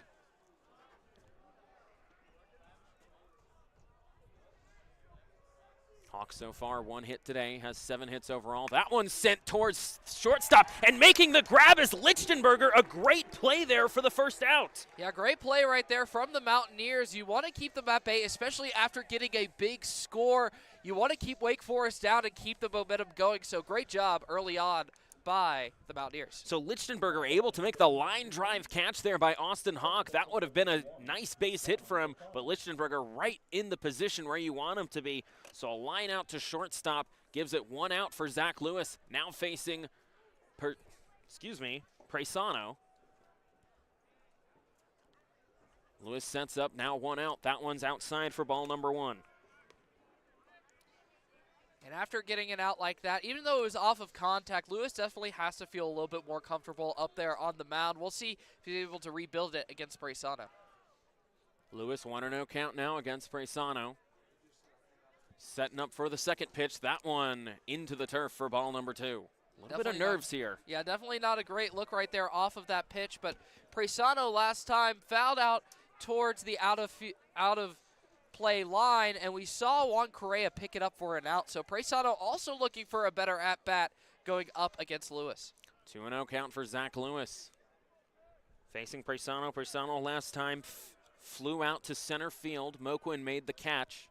That was in the second inning. 1 out for Zach Lewis. Bases empty. Mountaineers lead 3-0 off of a Juan Correa hit. This one is hit far and away by Presano. 4 Mountaineers are under it, and Lichtenberger goes for the catch, and he makes it. A nice play again by Lichtenberger. So Mountaineers rolling early on, able to get 2 quick outs. Lewis getting more and more comfortable on the mound. Now you want to put it away and get back at bat, try to put some more runs. So Lichtenberger, 2 nice plays to continue the momentum for App State in its pitching. And 2 outs now. Zach Lewis trying to get out of the fourth and maintain the Mountaineer lead and trying to get their bats back in action. Zach Lewis now facing Conti, the catcher for the Demon Deacs. 2 outs. Demon Deacs have yet to get someone on base in this inning, top of the fourth. Zach Lewis sends in the first pitch to Conti. It's high for ball number 1. Conti definitely has a good eye at the ball. Last time at bat, walking to first base, ended up making it to second. So definitely a patient batter, definitely knows what he's doing out there. Lewis really has to hone in that strike zone. Conti has walked 6 times so far, only struck out 3 times. That one a little bit inside, ump calls it a ball. Looks like some fans weren't very happy about that call. I believe it could have gone either way. I definitely think Phillips made the right decision about it being a ball. It was a little bit too inside for me. Conti had to back up a little bit on that one. Stays really tight in the batter's box versus Zach Lewis. Lewis sends it in. That one again inside, and once again Conti has to lean back a little bit to avoid being hit. Lewis just hitting that same spot over and over again on that inside. He has to be really careful because not only are you giving up balls and possibly walks, but you risk hitting the hitter. Conti in his last appearance got to second. Lewis sends in another pitch, and that one's outside for ball number 4. Braxton Church taking his time there, but so will Conti. As if he wanted to, Bobby, he probably could have ran with it and put Braxton Church on the clock. Not only would have been an interesting situation, but Lewis pitching all over the place right now. Some are low, some are high, some are inside, some are out. So Lewis really needs to hone in his plays, as now going up against a lefty batter could be a little bit tricky. Havar Williams coming up for the Demon Deacs, now on first. Matt Conti, who walked. Last time Havar Williams struck out looking. But Mountaineers in a very good position here with 2 outs in the top of the 4th, still maintaining a 3-0 lead. Off of a hit by Juan Correa that got 3 runs. And now it looks like just a little mountain visit conversation between Braxton Church and Zach Lewis, the Wake Forest transfer. Went to West Forsyth High School. Havar Williams, the sophomore for Wake Forest, coming in at lefty position. Zach Lewis, in his debut for the Mountaineers this season, has not pitched so far. Sends in his first pitch. That one's going to be down the middle. Running is the baseman Matt Conti, and he will get to second after a wild pitch there by Zach Lewis. That's what you risk on those wild pitches, man. Just once again putting it out, and Braxton Church can't make a play on that if you don't place it well enough. Very good catcher, but there's only so far he can reach, Jordan. So Lewis really needs to get it together and gain some confidence and close out this inning. So Conti will get on to second. However, Zach Lewis looks like able to get the strike, as the count is now 0-1 on Havar Williams, but runner in scoring position is Conti. Sets up for the 0-1. That one's hit. Little blooper towards third base. Running up on it and making the catch is Tanner McCammon to get out of the inning. And what a play by McCammon, shutting out the Deacons in the inning by getting the catch.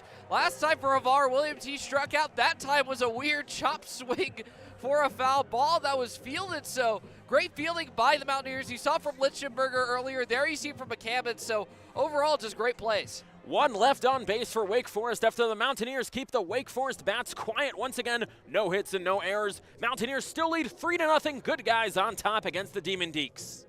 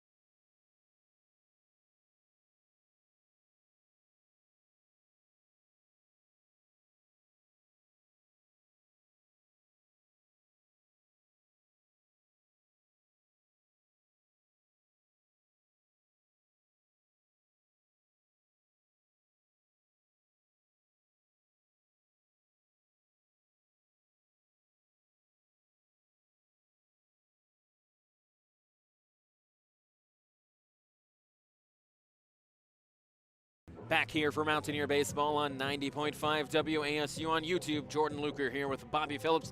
Mountaineers up 3-0 against the number 15 ranked Demon Deacons. Bobby, what have you liked so far from this Mountaineer team? Well, so far from the Mountaineers, what I've really liked is that they bend but don't break against the Demon Deacons. They've been put in some precarious situations, but they're able to keep it contentious and shut out the innings when there are guys on base. When they hit, they don't let a couple of outs get in their way. You saw that huge bomb from Juan Correa. I would like to see a little bit more contact, some more hits, since the only hit on the game is that home run, but still Mountaineers doing a great job of getting on base and staying confident.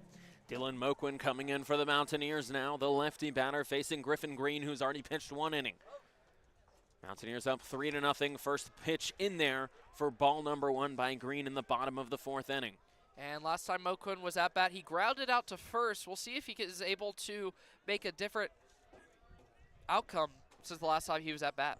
1-0 count for Green. Takes his time. That one's sent in outside for ball number 2. And Moquin's shaking his head, no, no, no, and the ump agrees with him right there. I believe if you're a Wake fan, you probably want to see that called for a strike, but It won't with this tight strike zone.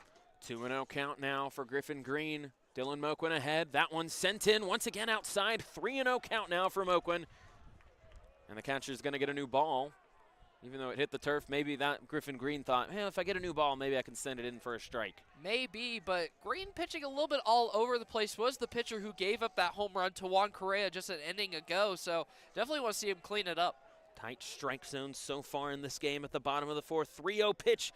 Ooh, that one's in there for strike number one, just a little bit inside more, and the ump calls it for him.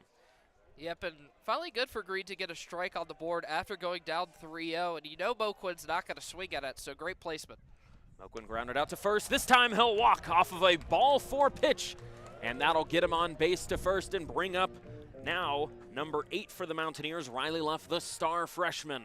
Luff, one of those star players, as I was mentioning earlier in the game, alongside Lichtenberger, so we'll see if he's able to do some damage. Last time he was at bat, however, he grounded out to shortstop, and he was thrown out at first base. So once again, making that contact similar to Moquin last at bat. We'll see if he's able to advance just like Moquin did. Riley Luff batting .310 for the Mountaineers, is also great on defense in right field. Didn't start the first few games, started in UMass Lowell. First pitch inside for ball number 1. That one was definitely close, Jordan, but as we keep mentioning over and over again, these tight strike zones, pitchers don't really have a lot of leeway, and the Mountaineers can really decide what pitches they want to swing at. Luff .318 with runners on base. And now Moquin will stand at first, leading off a little bit. Griffin Green paying him no mind. That second pitch in there for strike number 1 down the middle. So evening it up now. Green hopefully can rebuild this confidence, because the last strike we saw was when he was down 3-0 the count. So now you can kind of build this count up and really have your way with the pitches. 1-1 count now across the board for Riley Luff, the righty batter facing Griffin Green. That pitch is down the middle. Riley Luff swings on it. It's a little chopper towards third base, but will be foul. And now count 1-2. And now ahead on the count, Green can decide what he really wants to do here, because Luff now back on his heels. Still 0 outs, however, on the inning, so he's able to get a sacrifice fly and an advance. Moquin to second. That is still optimal for the Mountaineers. Luff not afraid to use the bat, had a triple in the first game against Gardner-Webb on Friday. 1-2 count now facing Green. Green taking his time, paying no mind to Dylan Moquin, leading off. That ball is outside. 2-2 count now. And you can hear some chirping, I believe, from the hill, as there's more and more Mountaineer fans piling into Jim and Betty Smith Stadium, since classes, I believe, are letting out down the hill. Fans still filing into Jim and Betty Smith Stadium after classes got out. Game originally scheduled for 6, started at 3. 2-2 pitch is swung on by Riley Luff, out of play, excuse me. Count remains 2-2. Still getting to that use of the transition from basketball to baseball, Jordan, And football. Yeah. And volleyball. See, everybody else is out of bounds. Why can't baseball do it? It's out of play because you can technically make play on a foul ball. Exactly. 2-2 count remains for the freshman Riley Luff coming in from Boca Raton, Florida. That pitch is swung on by Riley Luff, and it gets through the third baseman, and Riley Luff's able to get to first. Dylan Moquin stays at second and now is in scoring position. What a play by the freshman. And that's exactly what Riley Luff does, has those electric plays. We've seen it at bat, we've seen it in the field, and right there, hitting it to left field, able to advance the runner, still 0 outs on the board, and Mountaineers are clicking. It went over the third baseman, Wentz's head, and Riley Luff able to get the Mountaineers continuing to rate the bats against the Demon Deacons, continuing to move the runners around, still leading 3-0, and now Taylor McCammon, who made the great play in foul territory at third, coming up for the Mountaineers.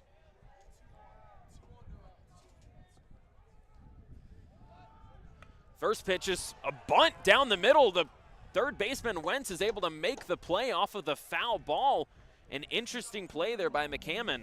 And you hate to see that at bat. Going for the bunt, I don't hate that move, but it just pops up so high.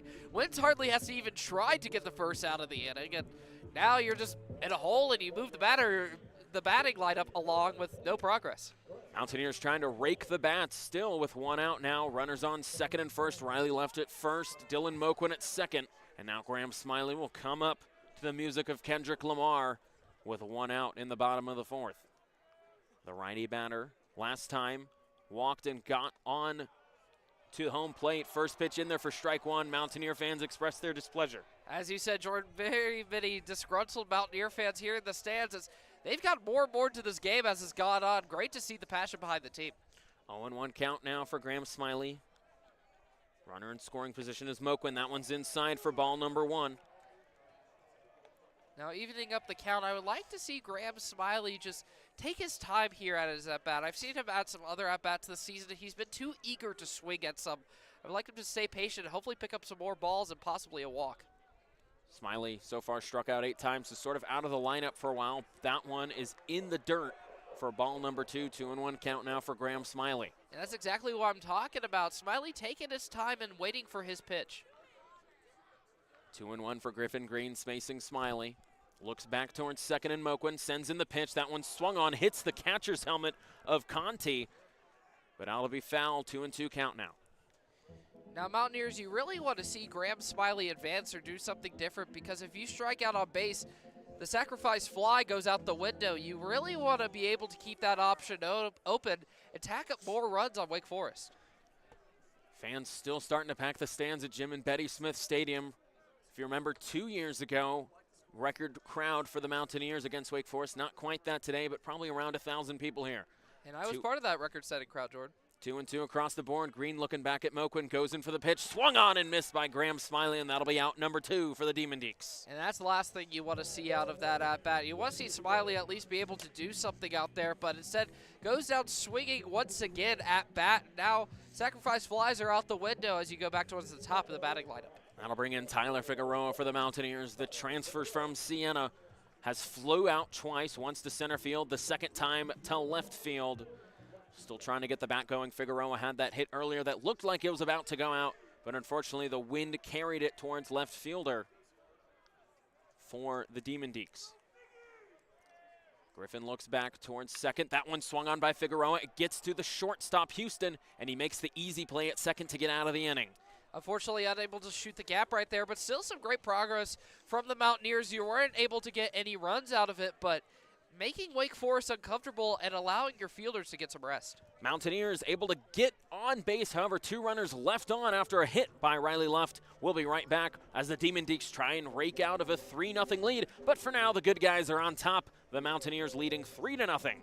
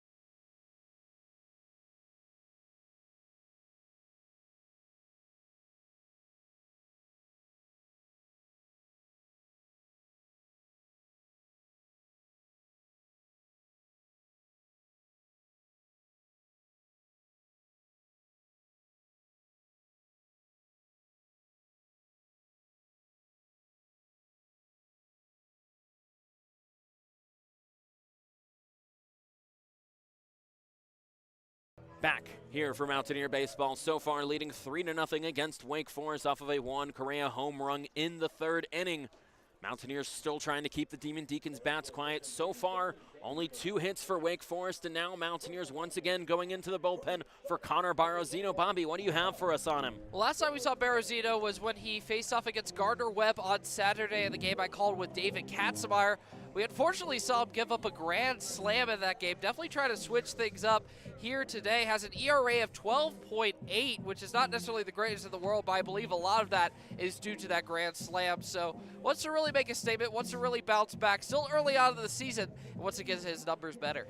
Yeah, you mentioned the 12 ERA, Bobby. Sometimes ERA, not the greatest gauge for pitchers, especially ones that don't pitch as many innings as the others, and Berezino is one of those pitchers.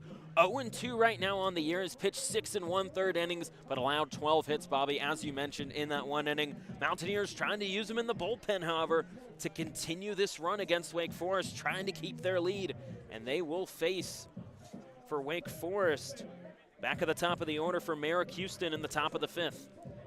And Houston earlier this game had a pop fly out to center field to get out, but last time was able to get a walk to first base. Didn't really advance past that, but really wants to get things going on the hitting end. Merrick Houston for Wake Forest. As Bobby said, walked and flew out earlier to center off of a Dylan Moquin catch. And now Berezino trying to send the Mountaineers into the 5th with no hits again. That first pitch is high for ball 1. We saw that a lot against Gardner Webb. When he wasn't in the strike zone, a lot of his pitches were high and away, which I believe was quite his Achilles heel in that game. I would like to see him clean it up and hone it in. 1-0 pitch by Berezino, outside and low for ball number 2. Merrick Houston, the junior out of Florida, went to Venice High School, came to Wake Forest immediately. No transfer, 2-0 count now for Houston. Berezino setting up.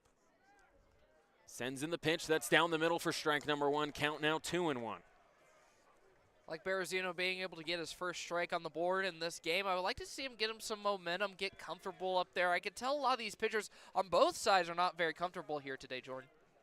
2-1 count for Berezino. That one swung on hard towards third base. McCammon able to make the catch. Can he make the play? And he does towards Juan Correa. A nice job there by McCammon. Able to get the hard hit grounder and throw towards Juan Correa. McCammon with the clutch play to end the last inning, now opening this inning with another great play. Great fielding plays back-to-back by the third baseman, and now making Wake even more uncomfortable on the hitting end. So ground out to third base will give the first out of the inning for Berezino, as now he'll face Ethan Conrad, who earlier walked and struck out in the first inning and the second inning.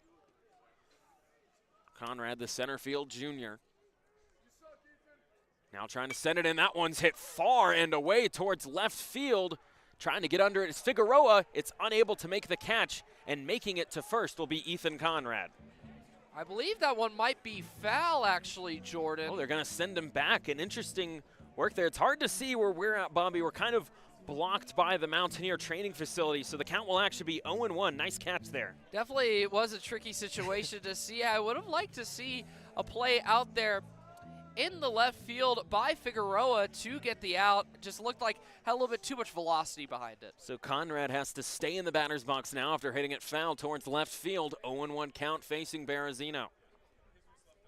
One out in the top of the 5th. That one sent in and swung on again towards left field. Figueroa able to get a better position on it this time, but it'll go out for a home run, and Wake Forest strikes in the top of the 5th off of a home run by Ethan Conrad. And that's just unfortunate for App State, but the good news for them is previously Wake Forest and their other games have done a great job of getting their guys on base before hitting those home runs. Right there, Wake had nobody on base, so you never want to give up a run, but thankfully it was only one compared to your 3. A hard hit run by Wake Forest to left field gives them the first run of the game, still down 3-1 against the Mountaineers.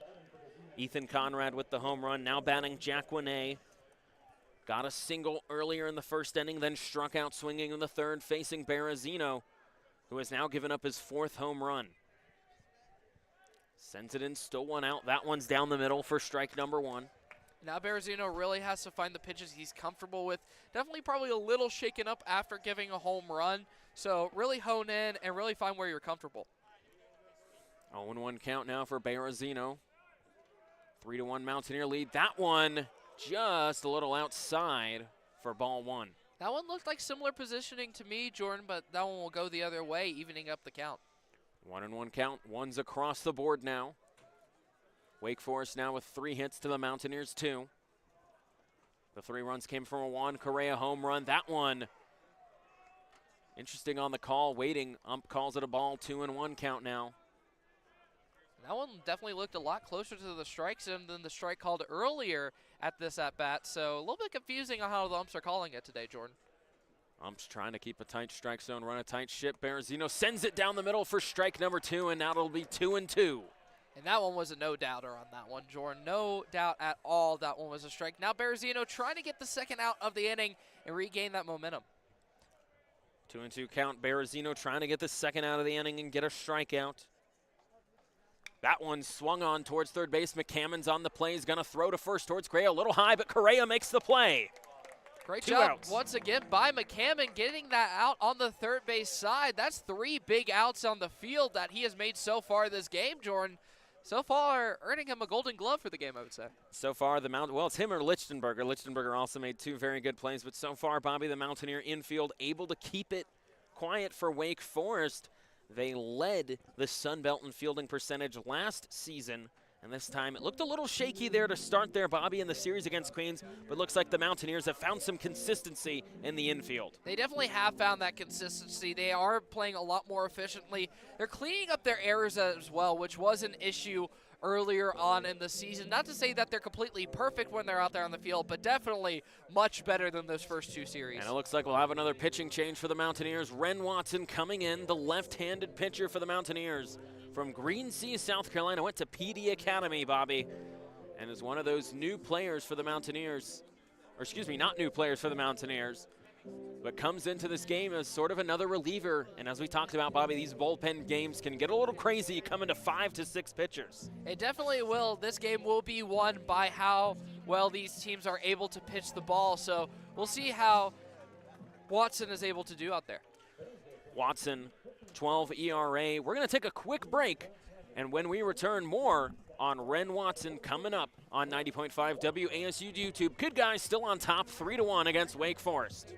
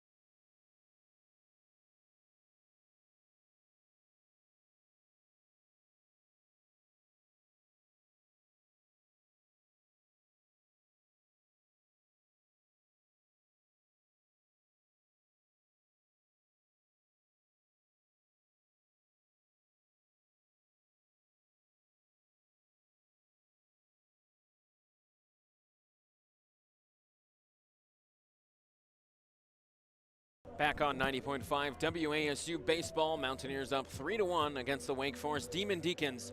2 outs in the top of the 5th. Wake Forest got a home run earlier off of Ethan Conrad, and now with 2 outs, Mountaineers bring in Rain Watson to try and get him out of the inning. Facing designated hitter Cade Lewis earlier today, flew out to center field, also grounded out from second base. First pitch in there, or no, it's too high, ball number 1. And Watson with the high arcing pitch as he puts the hand almost completely over his head when he throws it. Definitely an interesting pitching motion from the lefty. Always interesting to see some interesting pitching motions. 1-0 count, 2 outs. That one is swung on towards the middle, and it gets through the hole for a base hit by Cade Lewis. And that's how you want to start the game at your first pitch. Rain Lewis not able to get any hits so far this game until that one, as he was able to get that one. Now Rain Watson will have to be paying attention. I got completely confused. You mixed the names a little bit there, Bobby. It's okay, though. Don't worry about it. Now Dalton Wentz will come in for the Demon Deeks. Now on first, Cade Lewis, still 2 outs. Rain Watson trying to get out of the inning. Has only pitched 3 innings so far for the Mountaineers. Has allowed 5 hits, 4 earned runs against him. 2 outs for Rain. Sends that in. It's inside for ball number 1. I would say Watson's almost the complete opposite of a submarine pitcher, the way that he throws the ball. It's just so interesting to see, and I know I keep coming back to it, but it is really unique. Watson facing Wentz, looks back towards first, sends that one in. It's a little grounder, but ump will call it out of play as it looks like it might have hit his foot or something, Bobby. Not completely sure what happened there. Looks like he swung, and in the swinging motion, he may have made contact with the ball with his body. So definitely an uncomfortable situation if you are Wentz, because you don't even get to walk to first base because of it. So Wentz looks like it either hit the ground or hit himself, and it'll be foul. 1-1 count with 2 outs. Rain Watson still trying to get out of the innings for the Mountaineers.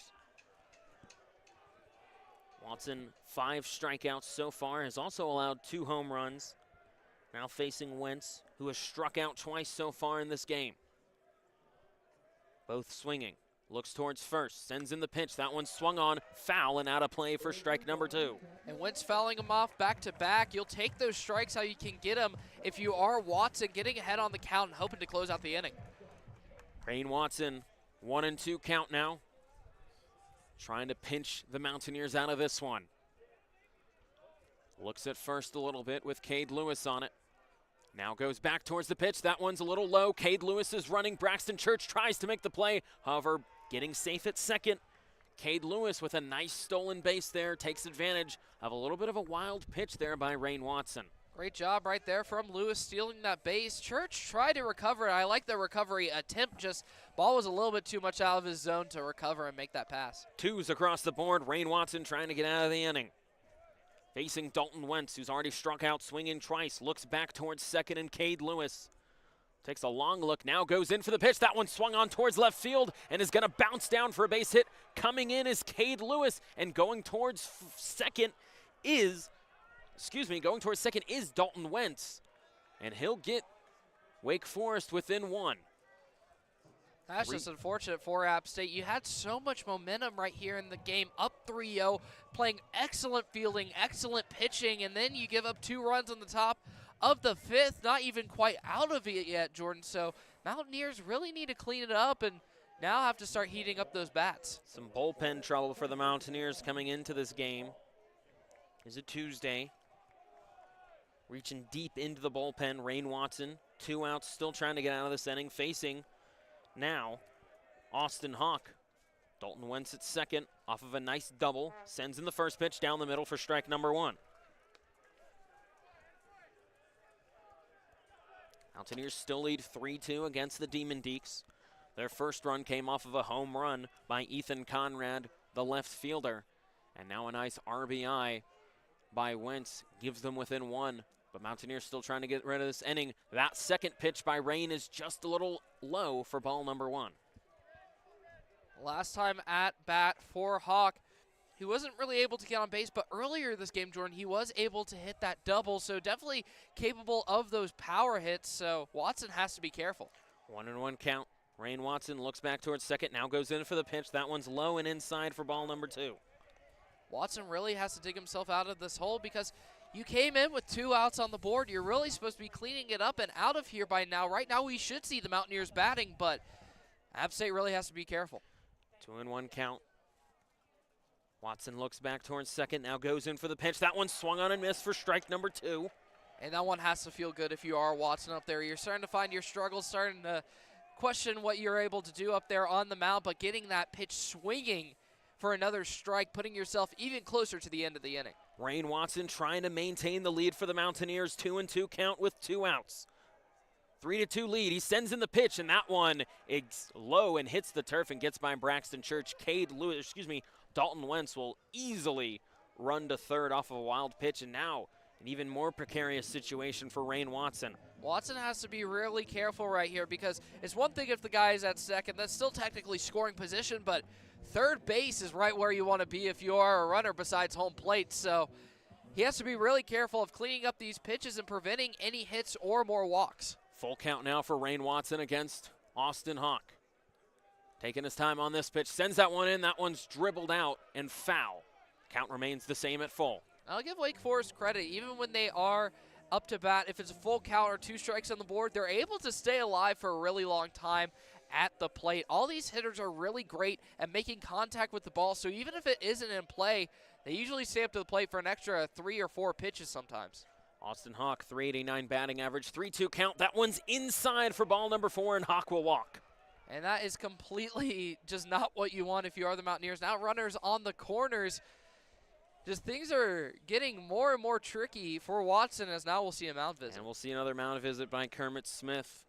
Still 2 outs in the bottom of the 5th. Wake Forest now within 1 of the Mountaineers, who had 3 runs in the 3rd inning off of a Juan Correa home run. So a little bit of a mound visit. Bobby, just the bullpen issues for the Mountaineers so far have been kind of been their Achilles heel in this game, which has been really good against the number 15 ranked school in the country. It definitely has, because they started off really well. They made some substitutions in those first couple of innings, but right here in the 5th inning, they've really just hit a slog as they're not really able to get out of it, just letting up walks and runs. You have 2 outs on the board. You want to shut it out. You got to find the guy who's able to do it. And it looks like, Bobby, we might have another pitching change for the Mountaineers.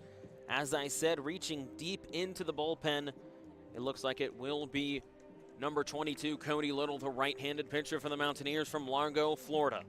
Cody Little, a very good pitcher for the Mountaineers. I believe he was the one who had the immaculate inning on Saturday for App State, if I remember correctly. I'm not 100% on that stat. I will look it up right now.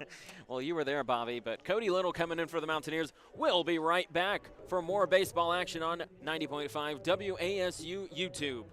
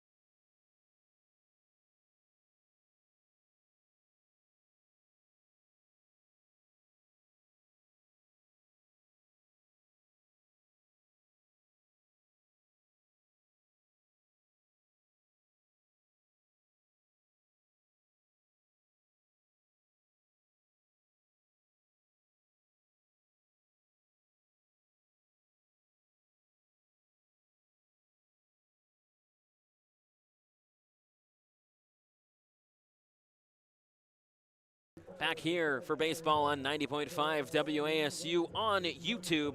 Another pitching change for the Mountaineers. Cody Little coming in. Bobby, what do you have for us? So far has an ERA of 14.1. I'll give him that, 14.09, basically 14.1 so far on the year. Had a great game versus Gardner Webb on Saturday. Was a big reason why Mountaineers were able to stay in that game for so long. We'll see what he's able to do against Wake Forest. Was not the immaculate inning. That was Caleb Marks. Now coming in, Ryan Praisano for the Demon Deeks. Cody Little setting up, pitched 7 2/3 inning, 0-2 on the year, has allowed 15 hits. First pitch right down the middle for strike number 1. And Marks has a great fastball up there on the mound, really able to put some heat behind it. And right now with the Mountaineer team that's trying to catch some fire, they need some heat across that plate. 2 outs, Mountaineers still trying to maintain their 1-run lead now against Wake Forest, number 15 ranked in the country. Cody Little sends in the pitch. That one swung on and missed for strike number 2. As I get so excited, I hit my cord on my headphone and pull them off my head. It's just such an exciting play right there. When the guy swings so hard and it goes by him, sometimes those pitchers can get really fired up. 0-2 count now. Cody Little trying to get out of the inning for the Mountaineers, still maintaining a lead. Going is Praisano, or excuse me, now the pitch is sent in low. Going on it was Austin Hawk, and he'll make it. He just that looked like a cartoon almost. It really did. It looked like I could go out there and do that. I was confused. I mean, it won't count as a steal as catcher's indifference from Braxton Church, but now 1-2 count now after the ball by Cody Little with 2 outs, trying to get out of the inning, facing Praisano. Demon Deeks have gotten 2 runs so far. That pitch is sent in, swung on and missed for strike number 3, and the Mountaineers maintain the lead. And you can see him getting fired up. Cody Little coming in, finally closing out the inning for the Mountaineers and putting some life back into his team.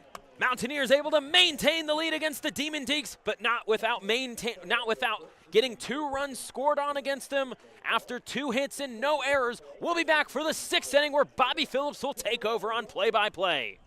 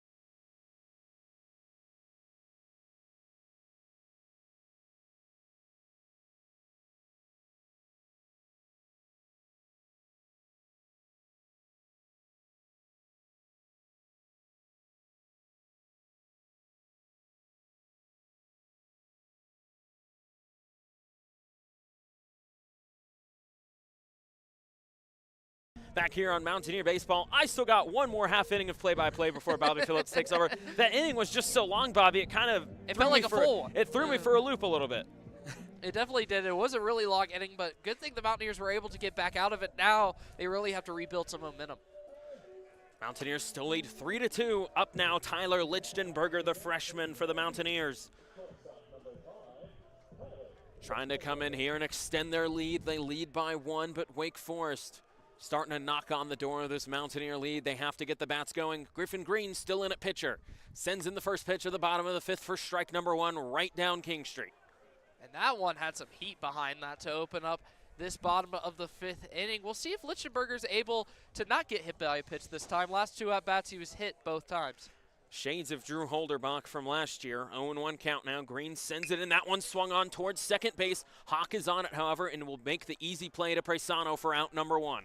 And that's just unfortunate to open up the inning, but Lichtenberger has done a great job of getting on base and made some great field plays so far in this game. Definitely expecting to call his name more and more often as the game draws to a close. And now coming in for the Mountaineers, Joseph Zamora, the second baseman, missed a few games early on, Bobby, due to some injury recovery, but has now put himself right back in as a starter. The second baseman for the Mountaineers has made a couple of good plays today. Green sends up for the first pitch. 1 out. Mountaineers still lead 3-2. That one swung on foul for strike number 1. And Zamora last time out had a line drive out to right field where he was caught for an out there. So I would like to see him make that contact once again. Obviously a better placement, but Zamora a very good hitter and definitely an interesting situation for pitchers as a lefty. Zamora walked in the first, flew out in the third, as Bobby said, goes in for the bunt, thinks better of it. That's ball 1. Now 1's across the board, 1-1 count. Great job pulling it back because that pitch was a little bit high from Green. So Zamora made the right call right there and didn't pick up the strike. 1-1 for Griffin Green. Facing Zamora, the veteran for the Mountaineers. Puts that knee up. That one's a little outside for ball number 2. Great call there by the umpire, keeping that tight strike zone consistent. Zamora has a good eye for the ball. Gets on base about 53% of the time, so very efficient on getting there in that regard. Joseph Zamora trying to get on base for the Mountaineers for the second time. Batting .382 so far. That pitch, ooh, a little high. Ump calls it a ball. That one was a little close, Jordan. I'm not 100% sure that one should be a ball, but these umps, as we've been talking about all game, have had such a tight strike zone. I'm not surprised they call it that way. Wake Forest players express their displeasure for once now. 3-1 count for Joseph Zamora. Green sends in the pitch. That one is in for strike number 2. The count is full. To me, Jordan, that last ball was more inside the zone than that one. So a little bit interesting decisions by the umpires today, but now a full count. Zamora so far has walked 11 times. Of course, looking for a hit, however. Full count now with 1 out. Green taking his time on this pitch, puts that knee up. That one swung on by Zamora towards left field. Will it drop fair? It will not. It'll be foul, and Zamora knew it right away. He did not even try and run on that one. Zamora made great contact once again, just wrong placement. I think that's been his story at these two last at-bats for him, is getting that contact but not placing it. So hope Zamora can get it in play and makes up some big plays for App State. Zamora, the transfer from Miami-Dade College, a switch hitter for the Mountaineers, can hit right or left, batting left right now. Full count for Green. He sends that one in. Zamora hits it. Looks like he hit his calf a little bit there after making contact with the ball. Has to jump up and down a little bit. And that is uncomfortable right there to get hit by the ball at any place, but especially here in this cold weather, it stings a little bit more, Jordan.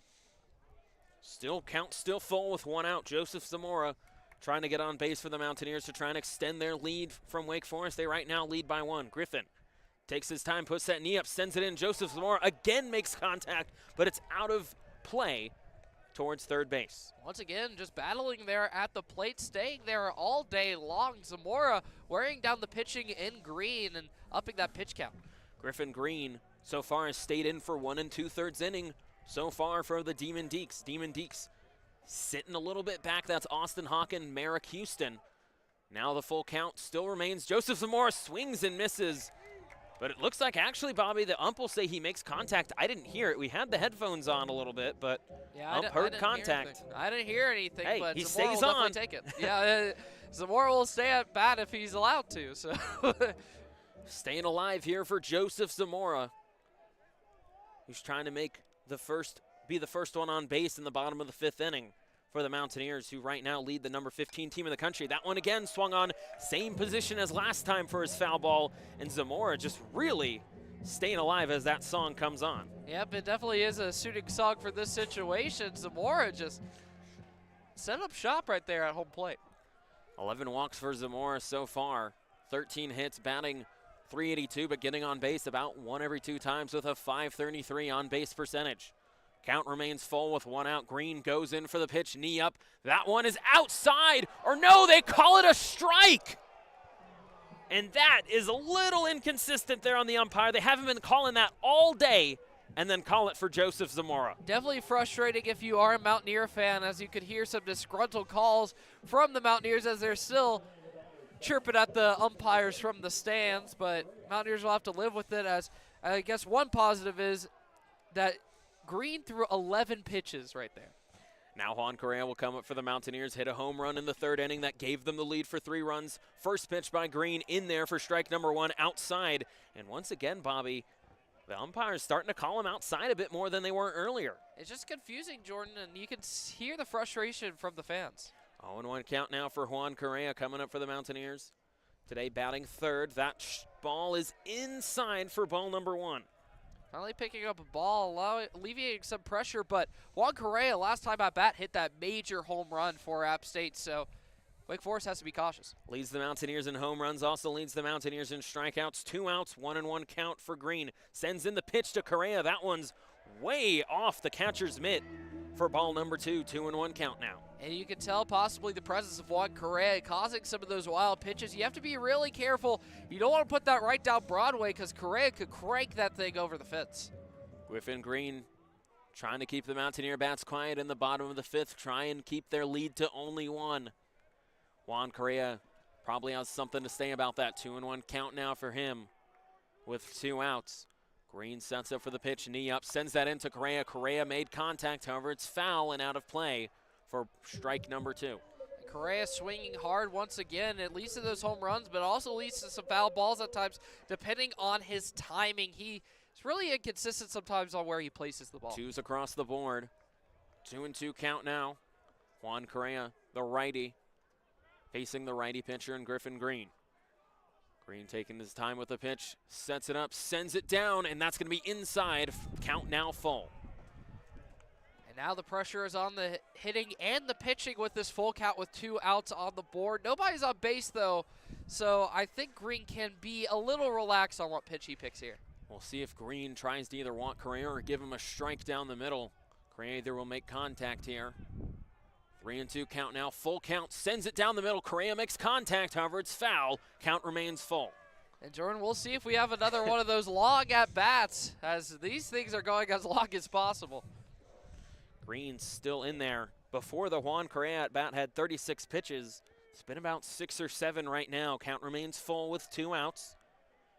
Mountaineers lead 3-2. Juan Correa trying to make it 4 with another home run. Already has 1 today. That one swung on by Correa, and it goes out towards first base. Once again, foul. Juan Correa staying alive at the plate, just keeping his presence. What we might see from Wake Forest is making a substitution after this inning just because of the pitch count for Green. The home run by Juan Correa went towards left field, gave the Mountaineers the lead. He's trying to keep the Mountaineers alive in the bottom of the 5th. That one swung on foul. Just a little bit of contact with it on the barrel. And once again, Bobby staying alive will play. They've had to use that song quite a bit in this bottom of the 5th. Keep feeling like I'm getting deja vu from Zamora just a moment ago. Coming in here, count still full with 2 outs. Juan Correa sets up now, very tight in the batter's box. 2 strikeouts earlier for Griffin Green, now facing Juan Correa. Knee up, sends it in. Juan Correa makes contact with it. However, it's right to the first baseman of Preson, and he will come into it and get the ground out to get him out of the bottom of the 5th. Not what you wanted from the Mountaineers right there, especially after giving up 2 runs in the top of this inning. But the one thing is that they wore down the pitcher a little bit on that at-bat series, so we'll see if that affects Wake Forest going into the next inning. So 3 up, 3 down for the Mountaineers. Eggs all across the board. And we will come back with Bobby Phillips finally returning on play-by-play for the Mountaineers as they try and maintain their lead against the Wake Forest Demon Deacons.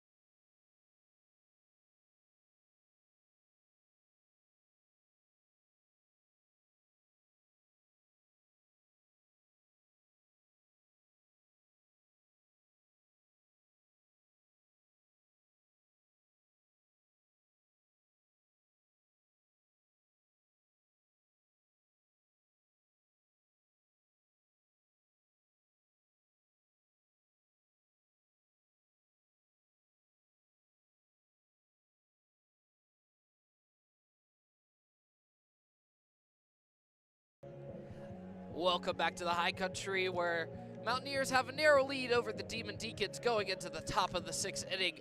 3-2 is your score as Cody Little back out on the mound for the Mountaineers. I'm Bobby Phillips taking back over for play-by-play for the next 2 innings. Then we'll see Jordan Luker, my color commentator for these innings, take over to bring it home on the final 2.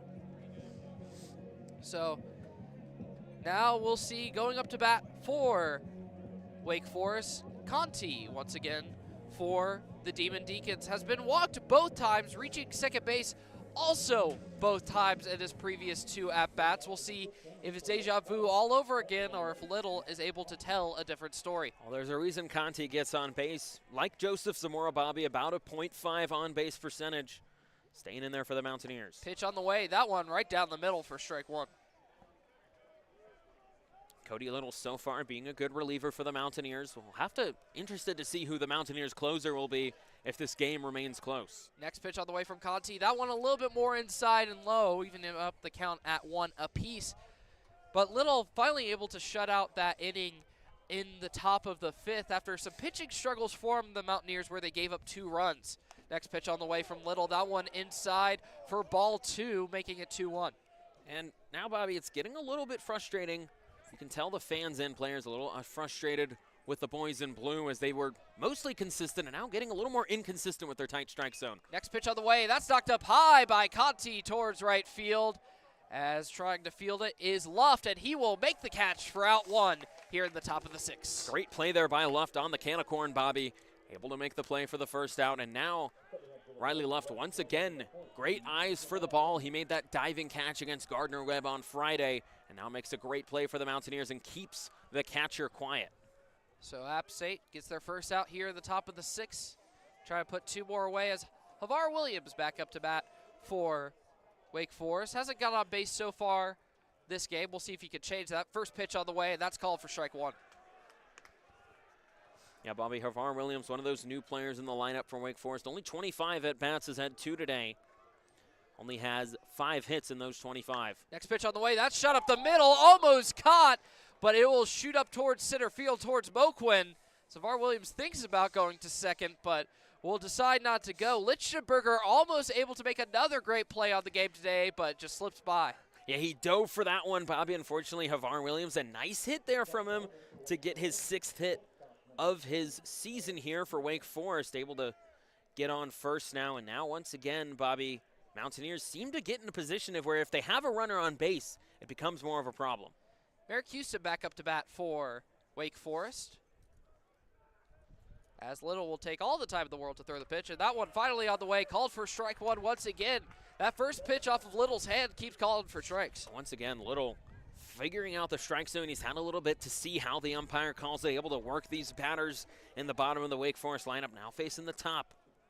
Next pitch on the way for Houston. That one outside, evening it up at ones across the board for ball strikes and outs, so evening it up. Houston last time out for Wake Forest at bat, grounded out to shortstop where he was called out in the 5th inning. Definitely wants to write a different tale. Little wasting most of the pitching clock. Next one on the way. That's knocked up high towards center field. Moquin trying to field it, and he will get the catch for out 2 here in the top of the 6th. And the outfield, Bobby, really playing a role for the Mountaineers so far, able to keep a lot of these plays that would be big quiet, as they've gotten some big air. Unfortunately, have not had the air time that Wake Forest has quite liked. And you see a lot of the times, Bobby, Wake Forest will take advantage of those home runs. And that's what puts them at 15 in the country. But right now, the Mountaineer outfield playing a big role in keeping the bats quiet for Wake Forest. Ethan Conrad back up to bat for Wake Forest. 2 outs on the board. Havar Williams on first. He'll try and steal it as he will run and throw towards second. And he is called safe. As App State fans not very happy about that call. That's the right call, unfortunately, there, Bobby. Havar did make it to second on that play, according to my, naked eye here. But umpire was right there. He probably saw this similar situation. It looks like he was able to reach second, and now a little bit talking with the umpire now. Some discussion between the coaches. It looks like we might have a pinch runner situation, Bobby. That would be an interesting decision, maybe tweak something on that slide. We'll see what they decide to do with Havar Williams, as looks like something's wrong with his left leg.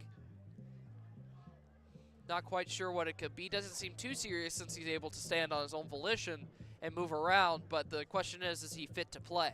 And all the coaches are out there for Wake Forest, Bobby. Excuse me, it wasn't a pitch runner. One of the coaches for Wake Forest was wearing a jersey, but the coaches for Wake Forest starting to talk to Havar Williams in this situation. Well, right now, to give you an update on the game as it stands right now, Ethan Conrad currently up to bat. 1 strike, 2 outs on the board. App State still leads 3-2 as Havar Williams is getting checked out on second, as he'll run back and forth to feel how that leg is. But big thing for Ethan Conrad, last time at bat in that 5th inning, hit that home run with the RBI to put Wake up or not put them up, but put their first points up on the board. My apologies. So that's the reason Wake has those 2 points. And it looks like Havar Williams will stay out there for the Demon Deacons. So good to see him up and healthy, because no matter who you're a fan of, you never want to see players hurt out there on the field. No, you never want to see that, Bobby. And Havar Williams, a good game so far after that contact, has gotten himself in scoring position to possibly try and tie it against the Mountaineers here. I think what happened is sometimes in cold weather, Bobby, if you make contact with your feet, and I think he made contact with the base, and it might have given a little shock to his leg there, just had to walk it off. We'll see if that continues to be an issue for Williams. Ethan Conrad back in the box. 0-1 count, 2 outs. Little considering his pitch. Looks back towards second, contemplates throwing it.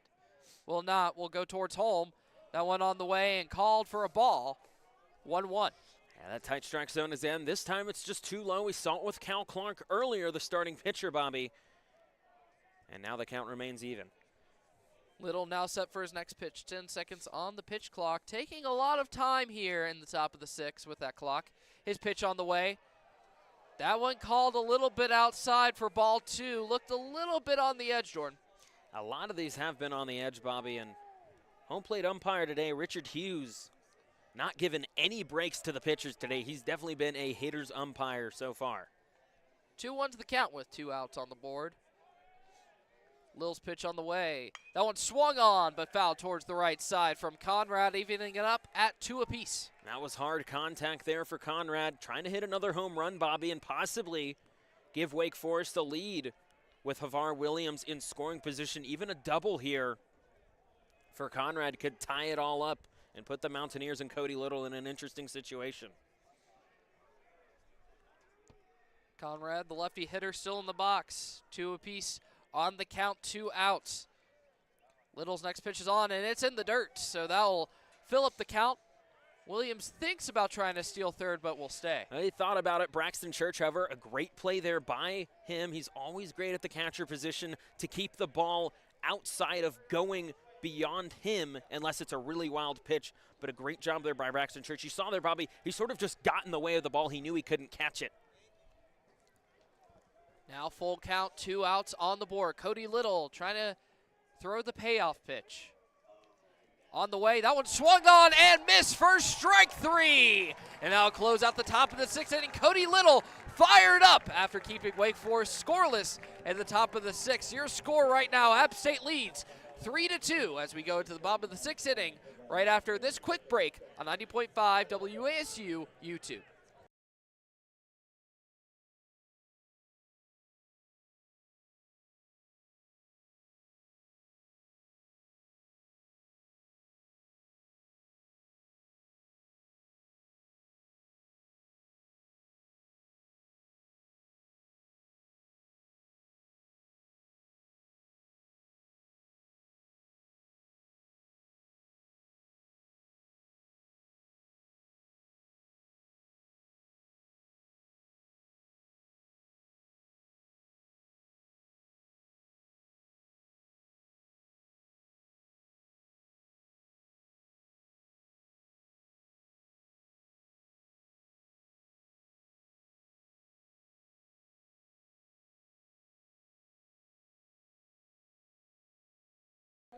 Welcome back to the High Country, where we see the Mountaineers lead 3-2 over the Demon Deacons.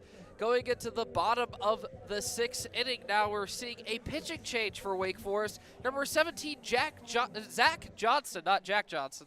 Love his music, but Zach Johnson up pitching for Wake Forest. Jordan, what do you got about him? Well, Bobby hasn't pitched a lot so far. So far 7 2/3 innings pitched for Wake Forest, has allowed about a hit an inning when he's played. But so far, Bobby, 11 strikeouts for Johnston. He's definitely one of those relievers you got to look out for as Wake Forest tries to keep the Mountaineer bats continue to be quiet. They only have 2 hits, Bobby, yet have the lead. It's an interesting play right now. Definitely a precarious situation for App State. Now we see Braxton Church up to bat for the Mountaineers. Not gotten on base so far here today, as the first pitch on the way is called for strike 1. Great first pitch there by Johnston, Bobby. He's one of those pitchers that'll send in the heat, as we saw him warming up right down the middle. Pitch on the way from Johnston. That one well away and outside, making it 1 apiece. A little outside there for Johnston. Once again, cold weather might be playing a part in some of these pitchers' arms. As I've seen sometimes, Bobby, they sort of flick it forward instead of actually going through the full motion. That pitch on the way swung on by Braxton Church, but it'll be fouled behind him, making it a 1-2 count.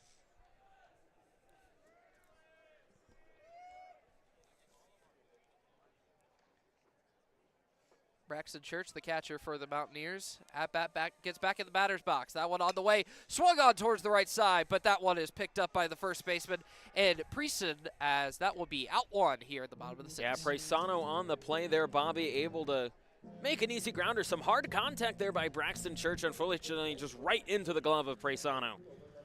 So unfortunate situation for Church. As now next up to bat for the Mountaineers, Dylan Moquin, the center fielder. So far in this game, has only gotten on base with a walk, but ended up getting to third base that time. We'll see if he's able to get home at this next at-bat. This first pitch on the way, swung on hard towards the right side, but Presano elevates and gets the second out of the inning with a great fielding play. Yeah, great job there by Presano. Has gotten now 2 hard balls hit towards him, and has made the play both times, Bobby. So unfortunate locations for both Mountaineer hitters in Church and Moquin. And that one looked like it might go over his head and go out towards right field, but bringing it down, Presano with the clutch play. Now Riley Luft up to bat for the Mountaineers. And Bobby, you mentioned that by Presano. That's sort of been the reason the lead has been so slight. Next swing is a foul one, and it'll be strike one. Last time out, Riley Luft had that electric single we saw there in the fourth inning. Now 2 outs on the board, 1 strike. We'll see if he's able to reinvigorate some life into this Mountaineer team. That one is low for ball 1. Yeah, low and inside pitch. Once again, got away from Johnston on that one. And Luft able to stay alive. It's a righty versus lefty battle right now. Johnston's pitch on the way. That one looked like it might be inside, but a little bit high. And it'll be ball 2, making a 2-1 count, 2 outs on the board. And what Luft has to do right here, Bobby, with 2 outs, just try and get on base and let your guys do the other work for you. Don't try and be a hero in this situation. Pitch on the way from Johnson. That one swung on hard towards left field, but is caught right there by Houston, the shortstop, for the final out in the bottom of the 6th inning. Great contact from the Mountaineers, just unfortunate placement and great fielding by Wake Forest to close out the inning. But we're going to take a quick break. When we come back, we'll be back for the top of the 7th right here on 90.5 WASU YouTube.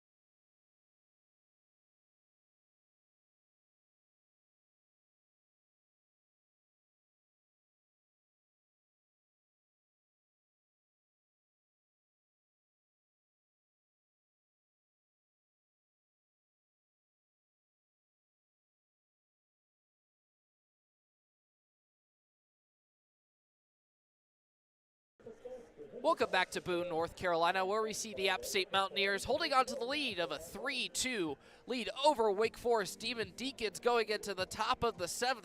Well, we have another pitching change here for App State. Jordan, what can we tell me? Well, Jordan Fisher, Bobby, he's your guy for these later innings. He always comes in for the later innings for the Mountaineers. He came in that later game on Friday against Gardner-Webb and was able to get the win for the Mountaineers, 1-0 on the year. Pitched 7 2/3 inning, only allowed 6 hits, but 10 strikeouts along with it. And Jordan Fisher's that ace closer you want, or at least maybe not a closer all the time, but will get you through that 7 and 8 inning.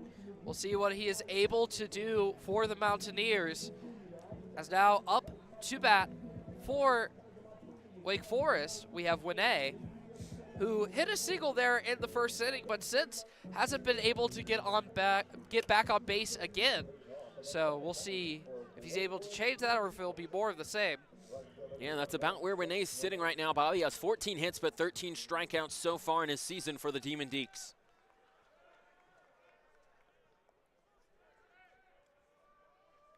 Fisher gets set for the pitch. On the way for Winay, and that one well inside. Call for ball 1. Yeah, Winay had to get out of the way of that one a little bit. Lean back.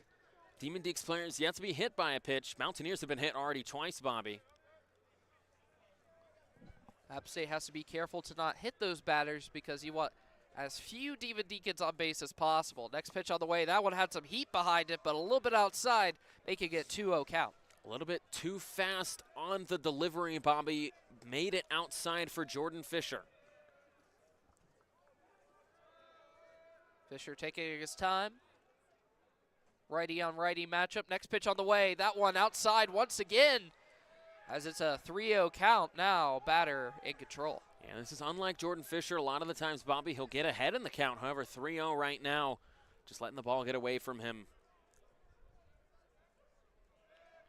Fisher's pitch on the way. That one outside once again. 4 pitches and 4 balls as Winay is able to waltz over to first base. Yeah, and a good eye there by Winay. He knew where the umpire was going to call those strikes and was able to stay in. And now Braxton Church going to have a little conversation with Jordan Fisher one-on-one. Probably tell him to loosen up, ease up against such a big opponent. Right now you need your closing pitcher presumably to be confident and poised pitching against such a great team. But now up to bat for Wake Forest, we see Cade Lewis back up to bat.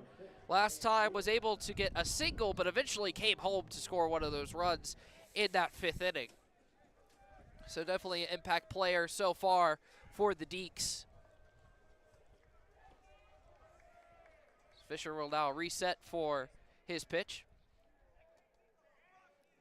On the way for Lewis, that one looked a little bit closer to being inside the zone, but will be called for ball 1. That tight strike zone strikes again. And Jordan Fisher has gotten the short end of the stick sometimes, as with most pitchers have on both sides. Next pitch on the way from Fisher. That one had a lot more power, but a lot more inside. 2-0. Jordan Fisher right now, Bobby, maybe some nerves getting to him. Maybe it's the cold weather. Has yet to throw a strike. Fisher still looking for his first strike here today. That one on the way, and that one's a no-doubter. 2-1 on the count. Attaboy, Jordan, just stay in it right now. Mountaineers still have the lead, Bobby, but the Demon Deacons could explode at any moment. We saw this in the last time they were here at Jim and Betty Smith Stadium. Mountaineers had the lead, but Wake Forest blew it up. Next pitch on the way. That one inside once again.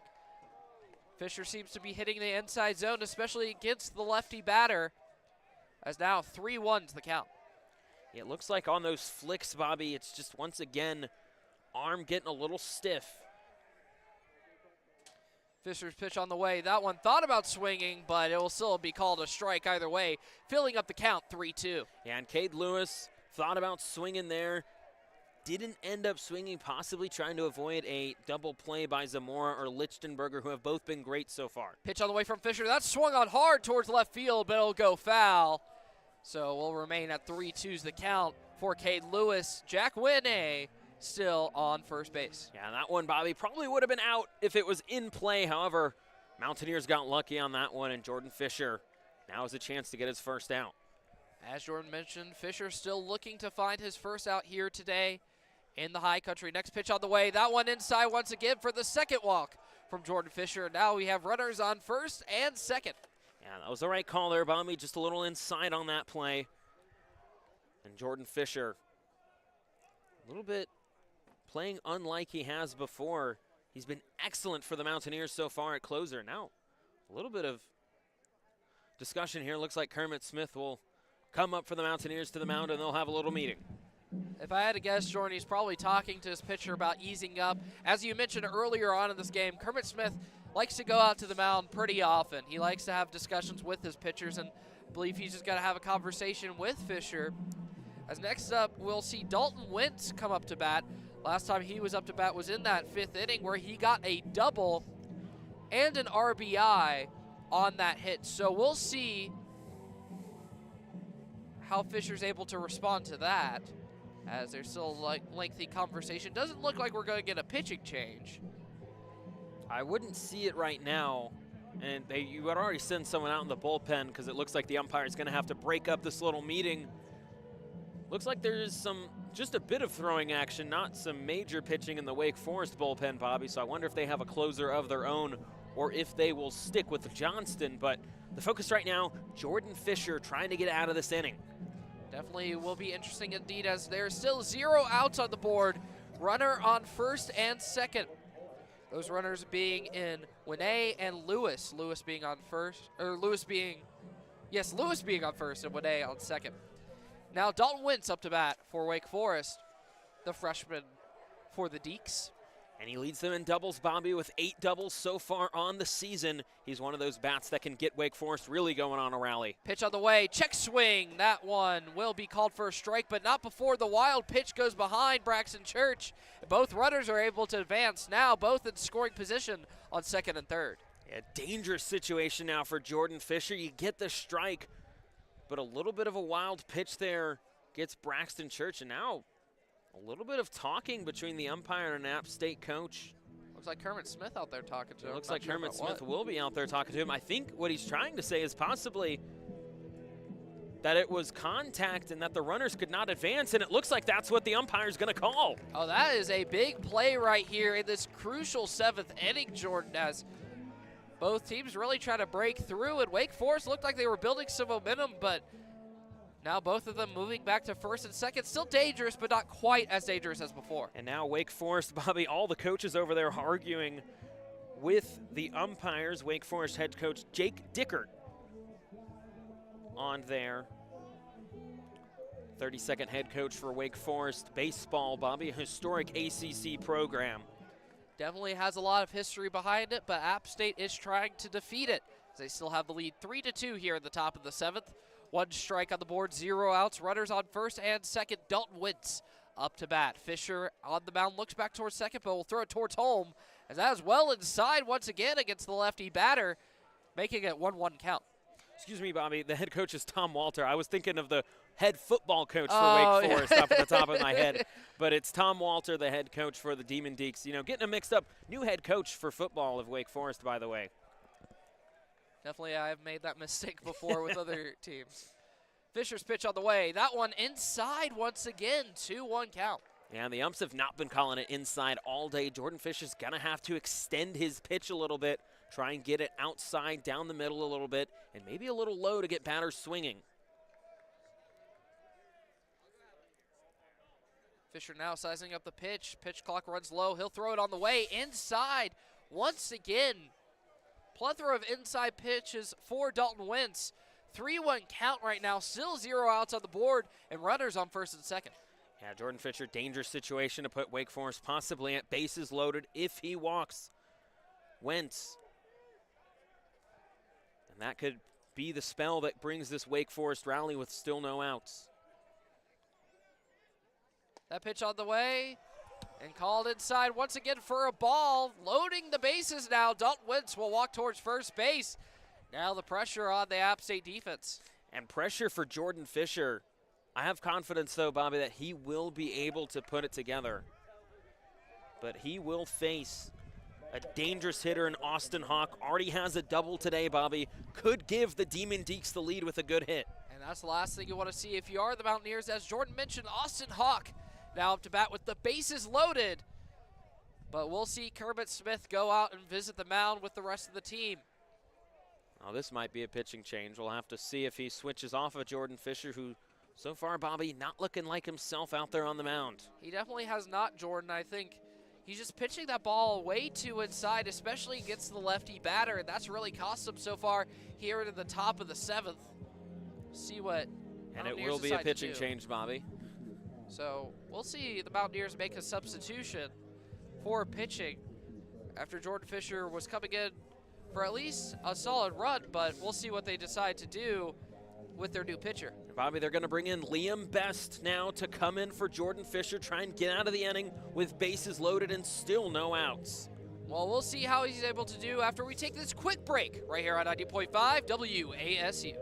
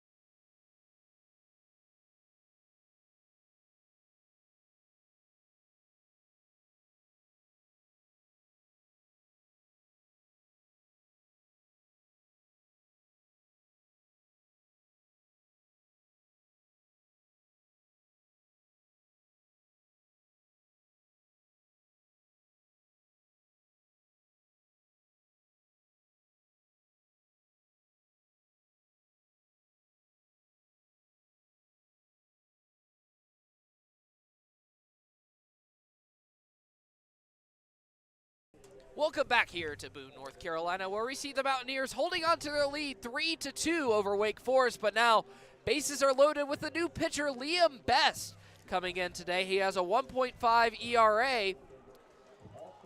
He has pitched 6 innings so far for the Mountaineers, so still getting some experience under his belt this season. Austin Hawk up to bat for App State. Bases loaded, 0 outs, so definitely a tough challenge for Best with number 9 up to bat. Best will line up for his first pitch. It's on the way. That one for Best is a strike one.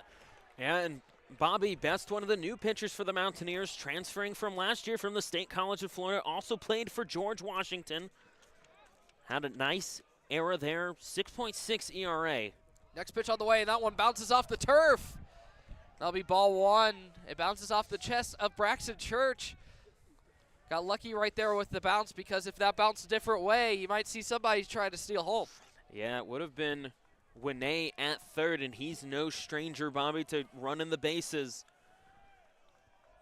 But Liam Best, one of those new relievers for the Mountaineers, Bobby, who's only pitched 6 innings so far in 7 games. Pitch on the way for Hawk. That one swung on hard and a miss, making it a 1-2 count. So now Liam Best trying to find the first out of this inning and gain some momentum. And so far, Bobby, he's been successful for the Mountaineers in that reliever position. Looks like they were saving him 7 strikeouts compared to only 4 hits, so about a double strikeout to hit ratio for Best. Next pitch on the way from Best. That one just a bit outside by the umpire. Not many App State fans happy about that call, evening it up at 2 apiece. Yep, I bet it's been consistent all day, Bobby, with how they're calling this game, and I'll keep my words to myself about certain calls in this game. Best pitch on the way. That one low and outside, making it 3-2, filling up the count. Still 0 outs. Bases loaded. Yeah, and Best just in one of those situations, Bobby, you don't want to be in as a pitcher. He's making good work so far, but now any mistake by you becomes an advantage for Wake Forest. Definitely do not want to see that if you are a fan of the Mountaineers. Best now with crucial pitch on the way, and that one called low for a walk, and ball 4. Now we'll say Winay come across home plate, evening up the score right now at 3 apiece. Yeah, and it's just continues to be a stressful situation for the Mountaineers. Bobby, you had the 3-0 lead against Wake Forest. Now it's tied, and this game has become very interesting in these past couple innings. Liam Best still with bases loaded, Bobby. Definitely an interesting one indeed, Jordan. So now we'll see a pinch hitter come in for Wake Forest. Number 26, Matt Scannell. But now there's some discussion about something I'm not quite sure. As it possibly might be just trying to talk to Scannell on this one, Bobby. So far has had 33 at-bats, so he was one of those players, Bobby, who was starting earlier in the year, now comes in at sort of a pinch hitter position for the Demon Deeks.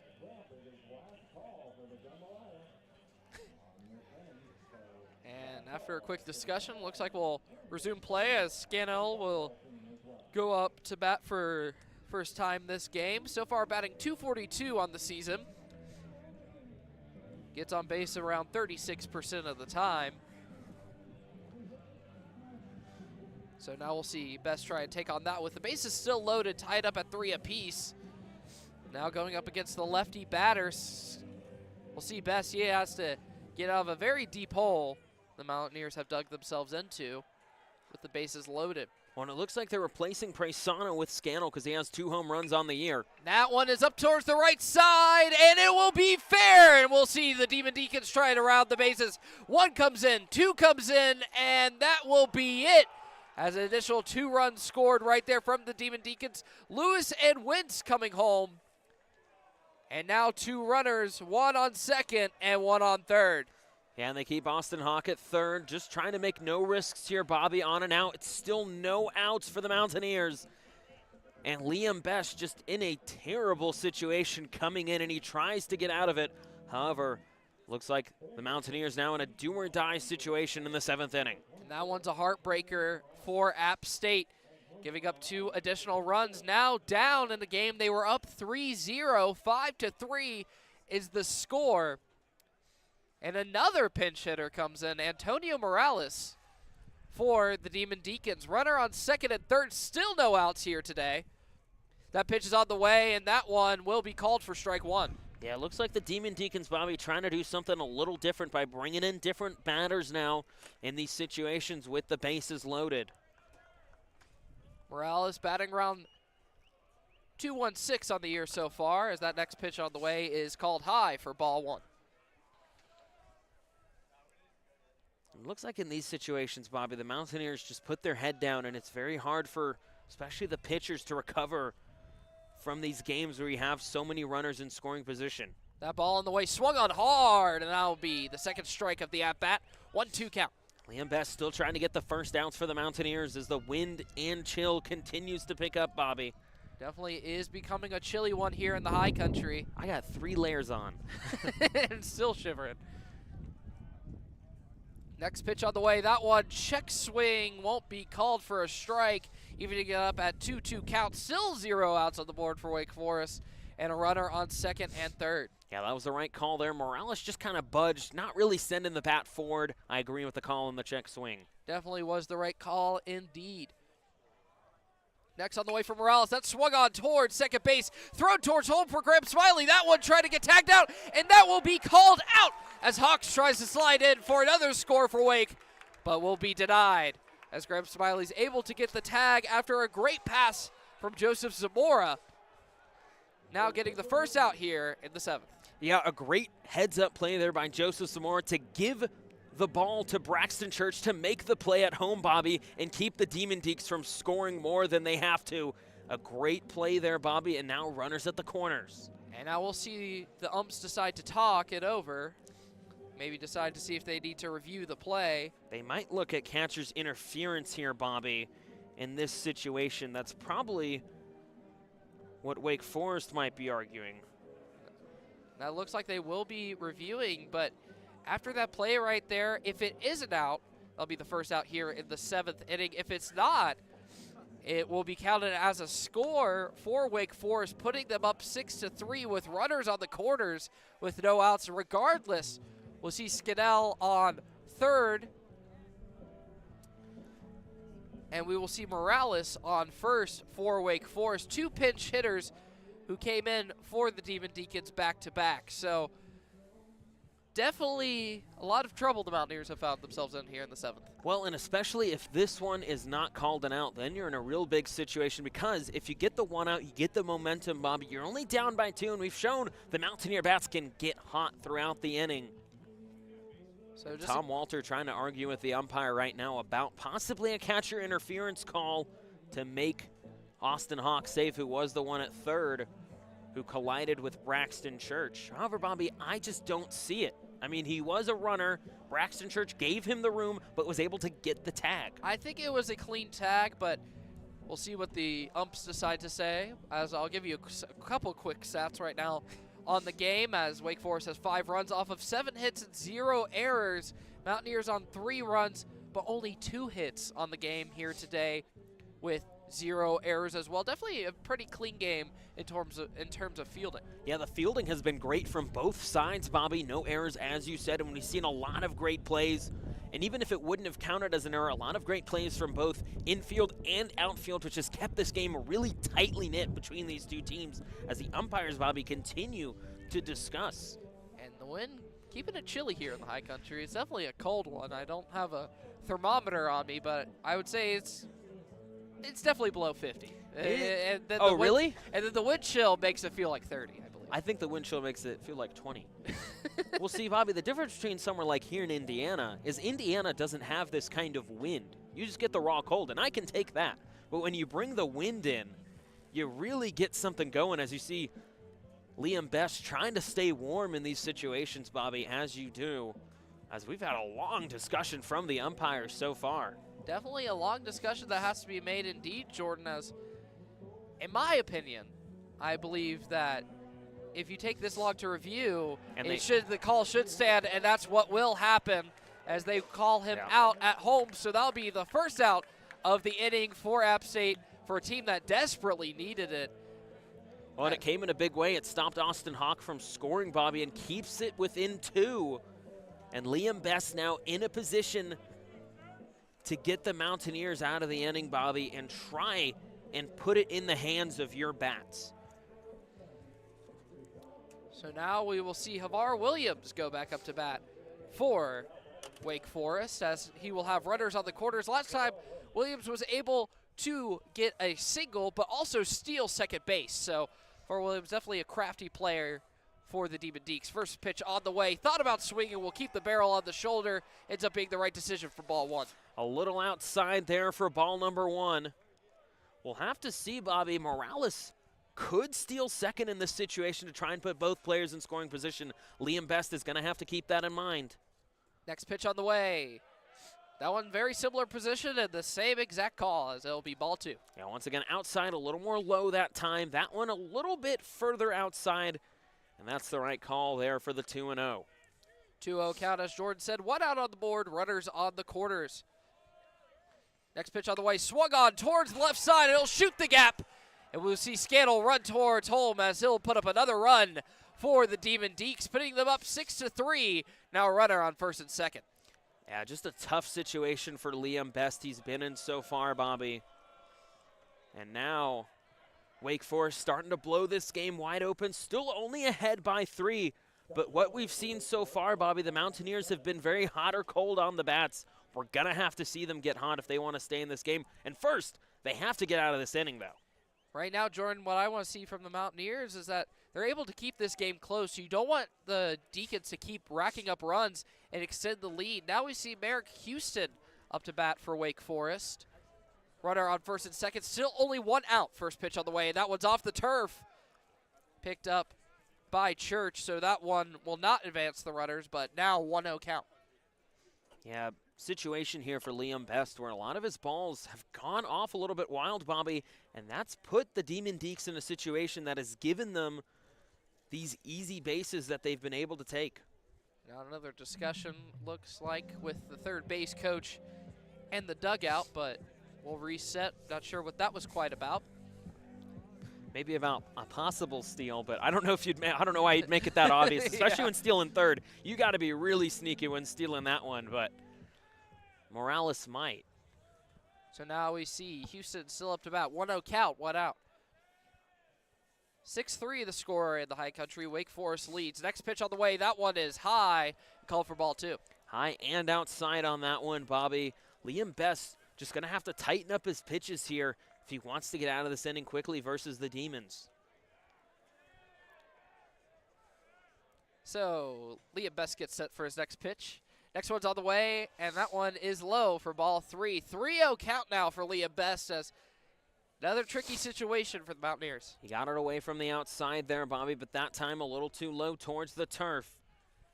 And Liam Best, once again, Bobby, these closing pitchers not looking like themselves for the Mountaineers in the bullpen.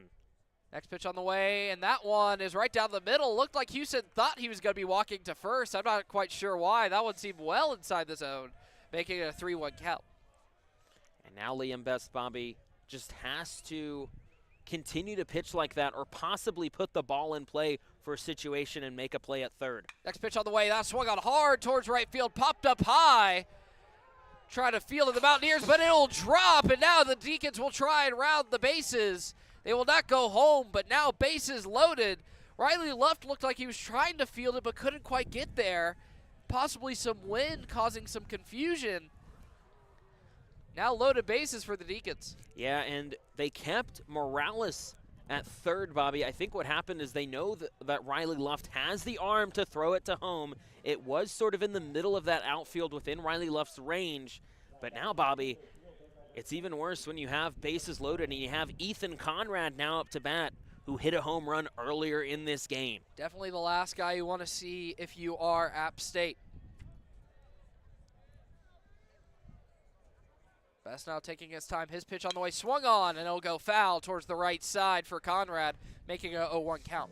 That sure sounded like some contact right there for Conrad. And Best really has to strike him out. Conrad is the one who will make contact for you. He already has 4 home runs on the year, Bobby, but also 6 doubles. Pitch on the way for Conrad. He keeps the barrel on the shoulder, ends up being for strike 2. So 0-2 count. Now Liam Best trying to get the second out here in the 7th. Great job there by Liam Best to not let the hitting power of Conrad get in his head, just trying to take it batter by batter, not letting the full bases get in his head either. Next pitch on the way. That one well high for the first ball of the at-bat.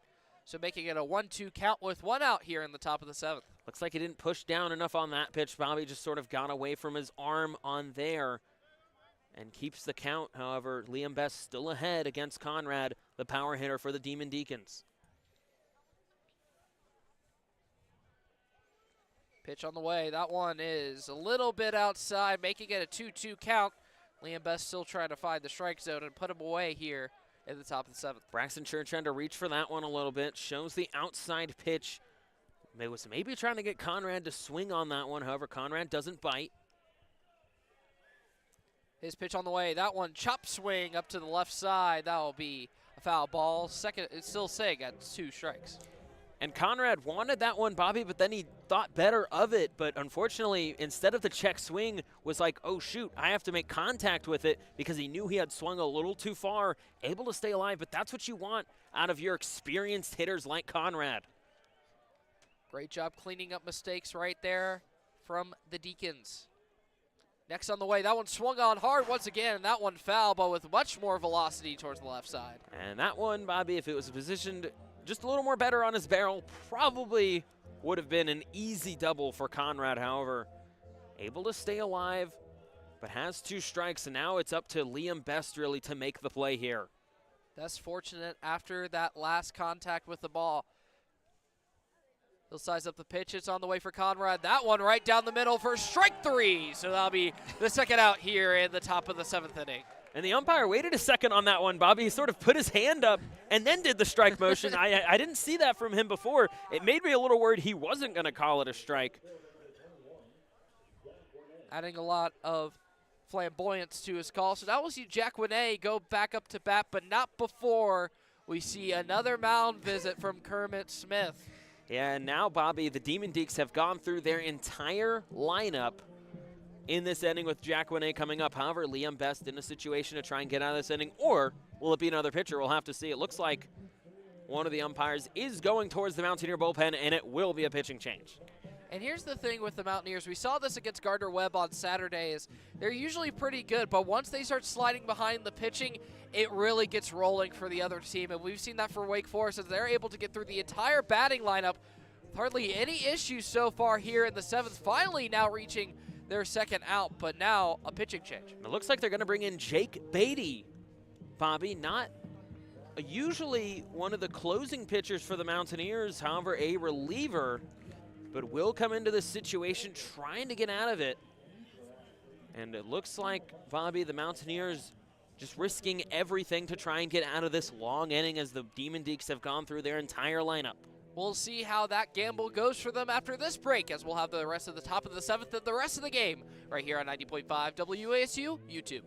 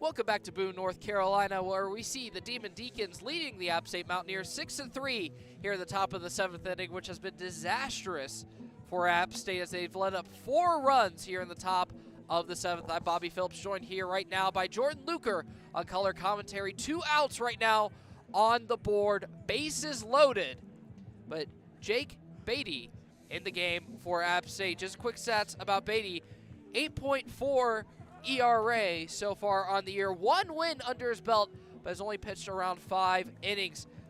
Now up to bat for the Demon Deeks, Jack Winay, who started off this inning for Wake Forest, back up to bat once again. Bobby, the Mountaineers going for some rest on their pitching here. The last time Beatty pitched was on February 28th against Gardner-Webb. Next one on the way, and that one's called for strike 1, putting him ahead on the count.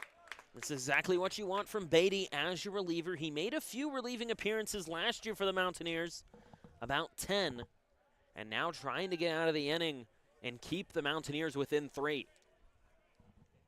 Next pitch on the way, that one very low and inside. That'll be called for ball 1, evening it up at 1-1 count. That was dangerous there. Could have hit Jack Winay in that situation and gotten the Demon Deeks another run.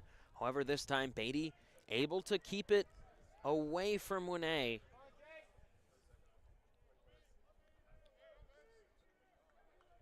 So now Winay up to receive the next pitch. He'll swing at it. It'll go towards the left side. It'll be tossed towards second base, but it is safe. It looks like Lichtenberger was trying to pass it to Zamora to cut off Houston, but couldn't get it in time. So now a run scored by Morales will put up Wake 7-3.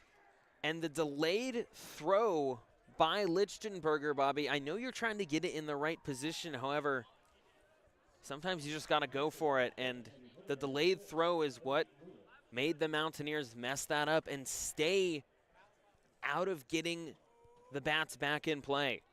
Cade Lewis back up to bat for Wake Forest. Next pitch on the way. That one well outside towards the left side. Makes a 1-0 count. Lewis, the left-handed hitter, my apologies, was able to get walked towards first base and then was eventually back home earlier in this inning. Next pitch on the way. Looked a little bit more in the zone, but not called for that 2-0 count. A little outside on that one, Bobby. And Jake Beatty in a similar situation to Liam Best. Next pitch on the way. That one swung out towards center field, and it will get down. So we'll see more Deacons get home. We see Williams. We see Houston, and nobody else will decide to come home. So 2 more runs scored for Wake Forest here in the top of the 7th, putting them up 9-3. And Bobby, it's not over, but the Demon Deacons have blown the Mountaineers wide open. As I said earlier, all it takes is 1 inning. We've seen it before for the Mountaineers.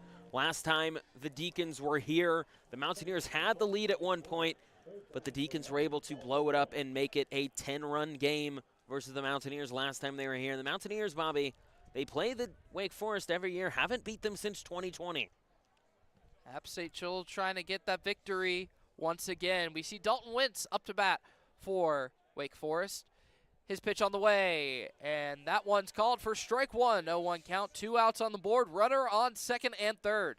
I want to give props to some of the relievers here, Bobby. They've been put in some tough situations, like Jake Beatty, like Liam Best, and they've tried to make the most of it. However, contact has gotten the better of them. Next pitch on the way, that one inside for ball 1.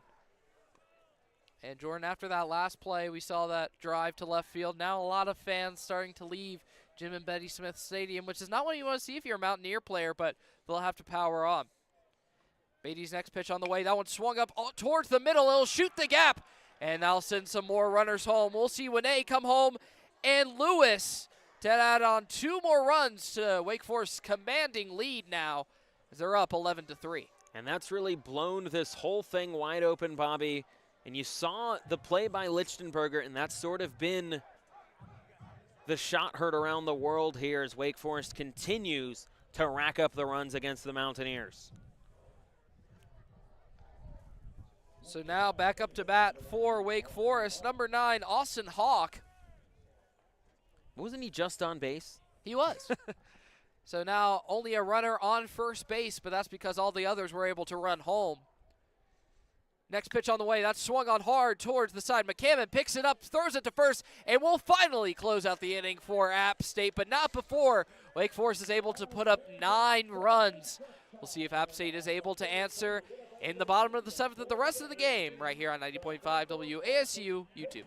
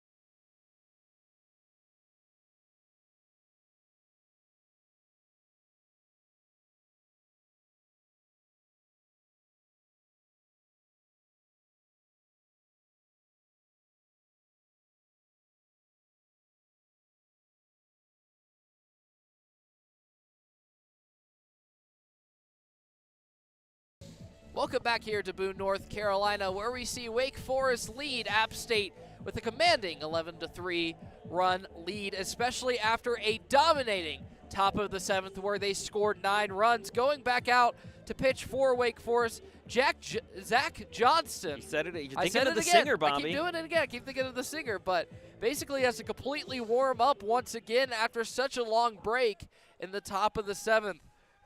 Now we will see McCammon go back up to bat for App State, yet to get on base so far in the game today. But if App State wants to come back, they're going to need something big out of him. And that's been the story so far, Bobby, where the Mountaineers have been... My apologies, it's Jonathan Schwerab up to bat for the Mountaineers. Looks like they're trying to get some pinch running in to make up some ground. That pitch is swung on towards right field, going back towards the wall, but it is fielded cleanly by Scannell out there at right field for the first out of the inning. And that's basically been the story of the entire game, Bobby, where the Mountaineers have been able to make contact. However, the Demon Deacons have been able to capitalize on the contact and make the play. And it was only a matter of time, Bobby, before the number 15 team in the country started to make some plays on the bats and make contact against the Mountaineers.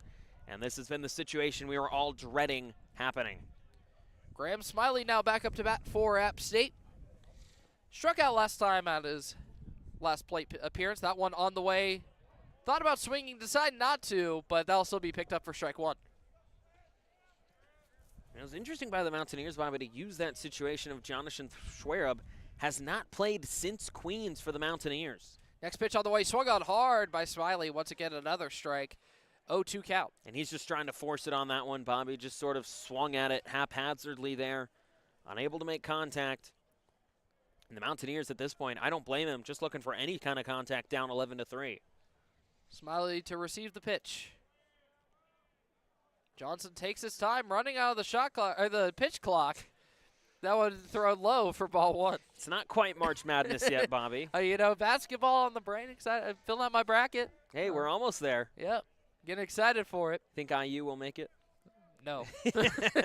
Next pitch on the way, swung on hard by Graham Smiley, deep to left field, and that one is gone. Solo home run for number 28 for App State as he's able to run all the way around the bases. Well, all it takes is one run, Bobby, to create a rally, and Graham Smiley might have done it for the Mountaineers. You're still down 11-4, however. That's exactly what you want. And now the Mountaineers, Bobby, I mean, you still have 2 full innings left, unless there's a run rule, which I'm not familiar with. Sometimes, Bobby, it gets a little complicated with the run rule when you have out-of-conference games. Sometimes teams agree on it. Sometimes teams don't, versus where the Sun Belt rules, you do have the specific rules. So after that home run, we'll see the lead cut to 7, as now the score is 11-4. Wake still leads, as there will be a chat on the mound. It looks like we're getting a pitcher substitution. Yeah, it looks like Zach Johnston will be done for the day, Bobby. Probably just a little bit due to the fact that he wasn't able to pitch for a long time. And Wake Forest once again reaching into their bullpen, coming in here. So we'll see who it is. It's not completely clear on a number. I think it's Nate Britton. I saw a 1 and a 2, but I could be wrong in this situation. And no, Bobby, it's actually number 19 for Wake Forest, Troy Dressler. So we'll see how he's able to do against the Mountaineers in the bottom of the 7th right after we take a quick break. 90.5 WASU, YouTube.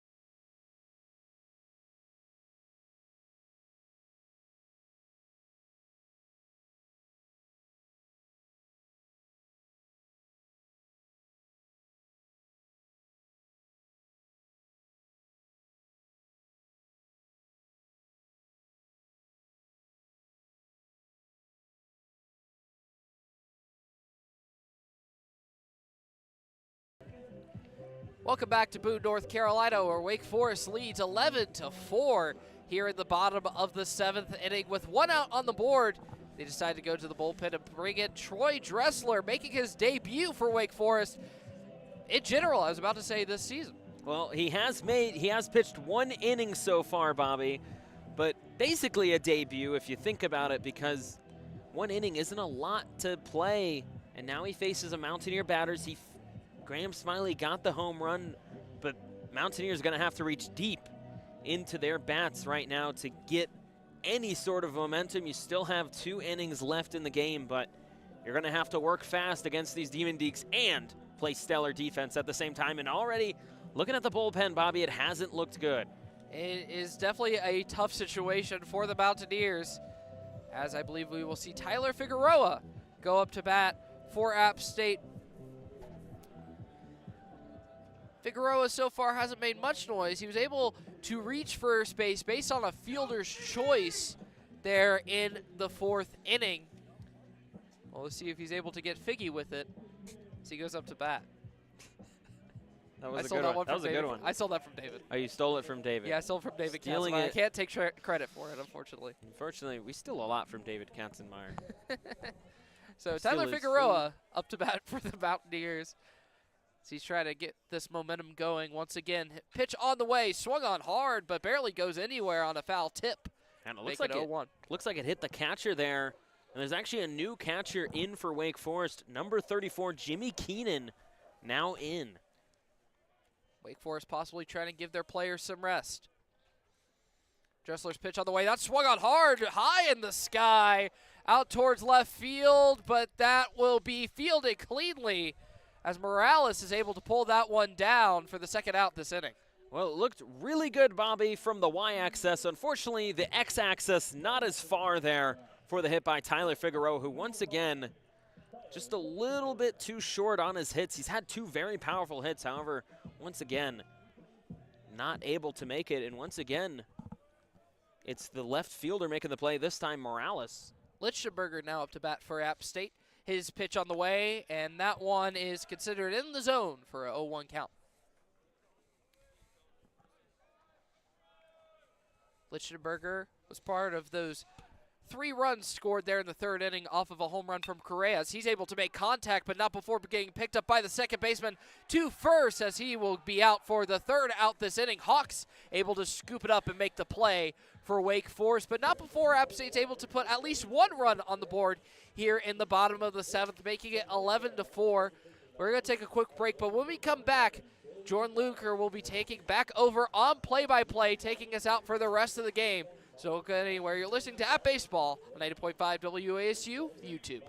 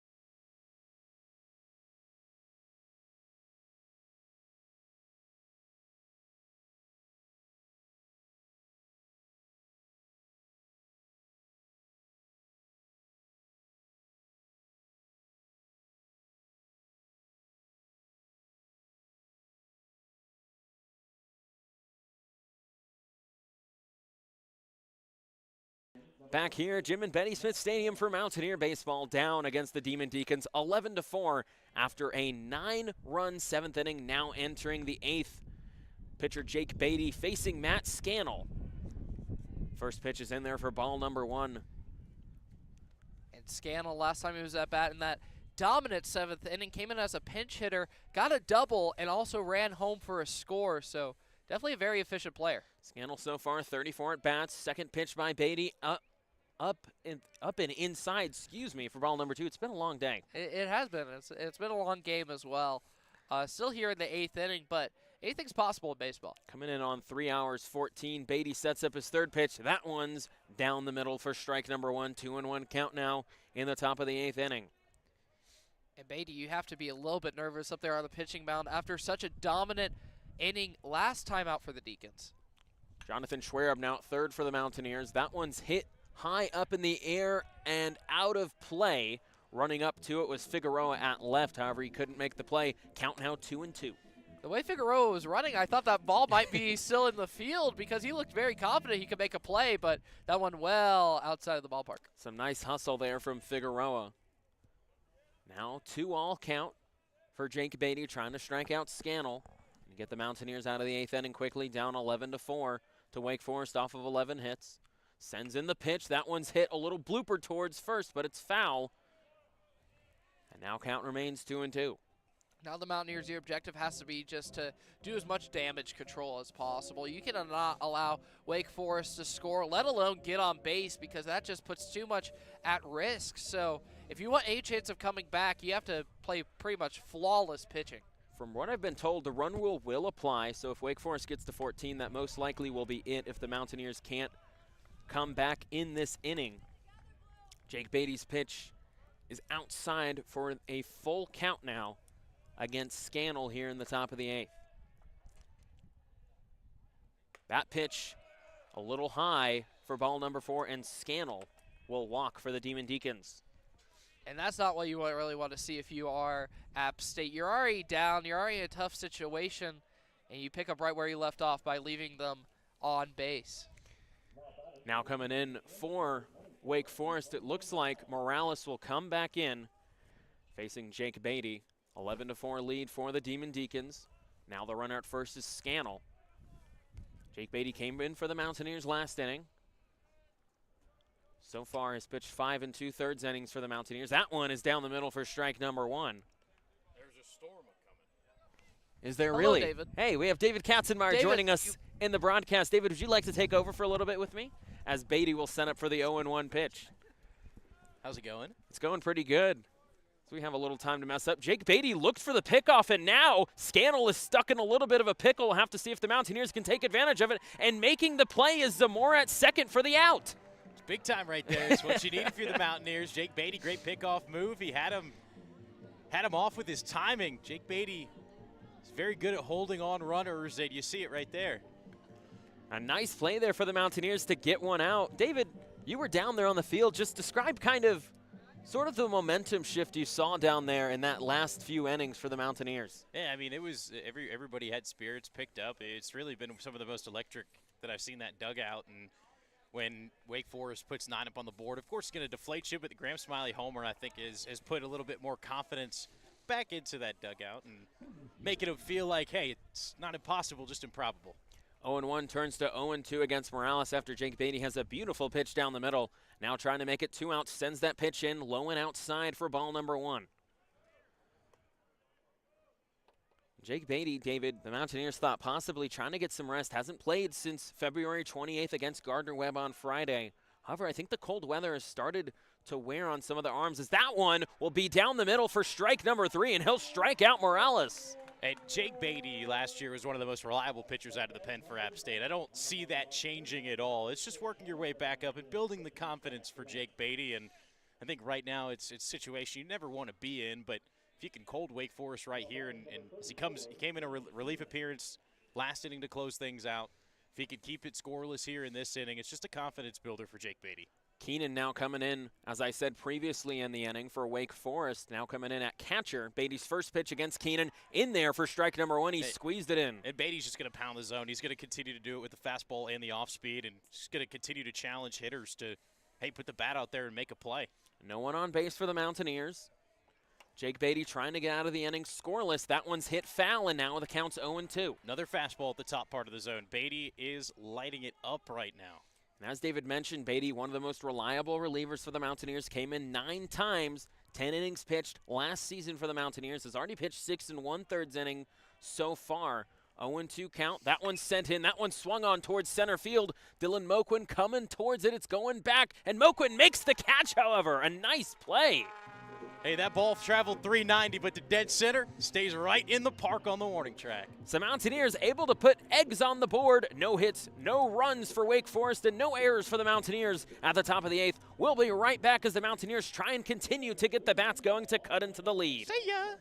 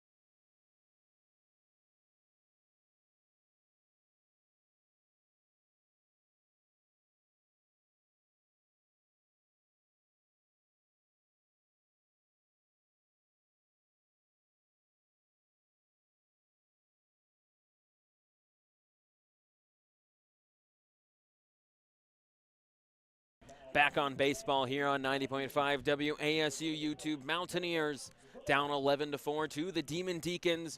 Remaining at pitcher for the Deacons, number 19, Troy Dressler. Now batting for the Mountaineers, Joseph Zamora at second base.